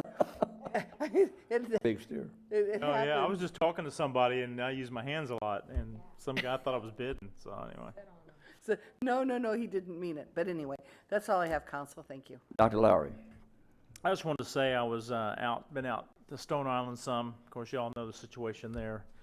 And the people there just want to thank our staff, especially George. I got in contact with you several times to get sandbags out there and so forth. And I have pictures on my Facebook site if people want to go see. But there were some houses that had like 4 and 5 foot of sandbags around them and pumps running to try to keep the water out. So, some of the newer houses that were built out there, obviously they raised them and they're in good shape, but they're just getting in and out of the place sometimes is hard. I took my 4-wheeler out there yesterday and just kind of went around. We'll go again Saturday and look at some other places. But anyway, just telling people that we're thinking about them, and I met with Mr. Tiller, the head guy, and he wants to thank the staff for the great job they did, and also for the Volusia County guys, deputies, because when word got out it was going to flood, everybody wanted to go gawk. And curiosity seekers, you know, and some of these people don't need a car wake coming off the water into their house, and so the guys did a really good job of keeping people out of there. But keep praying for the folks. We really don't need another 5 or 6, 8 inches of rain right now, in light of what's coming probably up from the south now, because there's a lot of rain over the weekend from what I understand. And I go by the ramp down at Deltona, and it says it's going down. Well, maybe a couple inches it's gone down. That's about all. And I'm just afraid that we're not quite out of the woods yet in regard to that. But they just wanted to pass along the thank you to the staff and to the deputies as well. Job well done. Thank you. Ms. Post. And I wanted to address the flooding as well. I've had a number of, I won't say complaints, but calls from many citizens in my district about that they still have flooding in their roadways and things. And again, that's just something that's going to have to go down. I did want to mention Councilwoman Wheeler and I went to the Florida Association of Counties Policy Conference together, and there were 2 things that Volusia County was trying to put forward to have on the radar for the Florida Association of Counties to sort of push for the year, and both of those were approved, so that was fantastic. And that's it. Ms. Wheeler. Yes, I was just going to bring that up also. It was great to go there and as a county official this time instead of a elected city. Also, I went to the Beachside Development big meeting that they had on Main Street, sponsored by the News Journal, and it was standing room only. Very positive comments. I'll be anxious to hear what they come up with, but it seemed like everybody was on the same page of moving it forward. I just saw a lot of cooperation between the businesses and the citizens and the government, so that's encouraging. I'm anxious to see how that all comes through. And what else was I going to say? Also, I'm sure everybody saw that we had the groundbreaking for the First Step shelter. That's exciting. But I would like to, isn't it about time to get some kind of an update on the 3 projects that, yeah, I would appreciate just seeing where we are. You know, we've committed to the financial side of it, and I would just like to make sure that everything is still moving forward. Thank you. I'll just answer what I found out from Bob Williams last night, and that is, it is moving forward. They're supposed to make a decision within 2 weeks on the structure. And that was one of the big things. That's what has kind of held it up. But they're moving forward with it, a lot of it. They've had good response. They've actually working with Catholic Charities out of Cincinnati, I believe, who've been operating a program very similar to what is proposed. So they've got 7 years of history of an operation that they'll be able to weigh in on. I just happened to find that out last night at another meeting that after starting yesterday morning early and ending late last night. But that's what I know. I think within 2 weeks we'll have probably confirmation of exactly what the structure will be, and they're moving forward. They're not stopping. They're putting everything else in place from that. So if that helps. And the only other thing I've got is that I will be going to Tallahassee on Tuesday and for a meeting. Actually, it's a meeting with the governor along with a bunch of other people. So I was invited to go. So we don't have a meeting, and I'm going to go. And I'm going to beg. I'm going to beg, but I'm going to do that. Mr. Deneen. 2 quick comments. One is in relationship to the meeting that was at the Ocean Center. Given what we've been doing and you put the committee together, I took the liberty to provide them the space and the free parking from the standpoint of the council. So under my authority, I allowed them to do that. We don't ever give stuff away, so I paid for that out of another fund. Reimbursed the Ocean Center. Also, just to remind everyone, I sent the letter out yesterday to all the cities on the Feed the Need, which is the week of collection is November 13th through the 27th, to make sure that they're all on board and signed up. And we'll try to do the impossible and even do more than every year. We've done more than the year before. And what I've tried to tell people is this year is really important, and every year is important, but especially this year with all the hurricane issues we've had and all the people that got hurt. There's a lot of people that, a lot of those pantry foods got used just for people to replace stuff that they lost. So anything we can do to help people will really be appreciated. So that we're moving ahead on that. That's all, Mr. Chair. Thanks. Mr. Eckert. Nothing, sir. With that, we will adjourn at 1:46. I started to say 3 o'clock.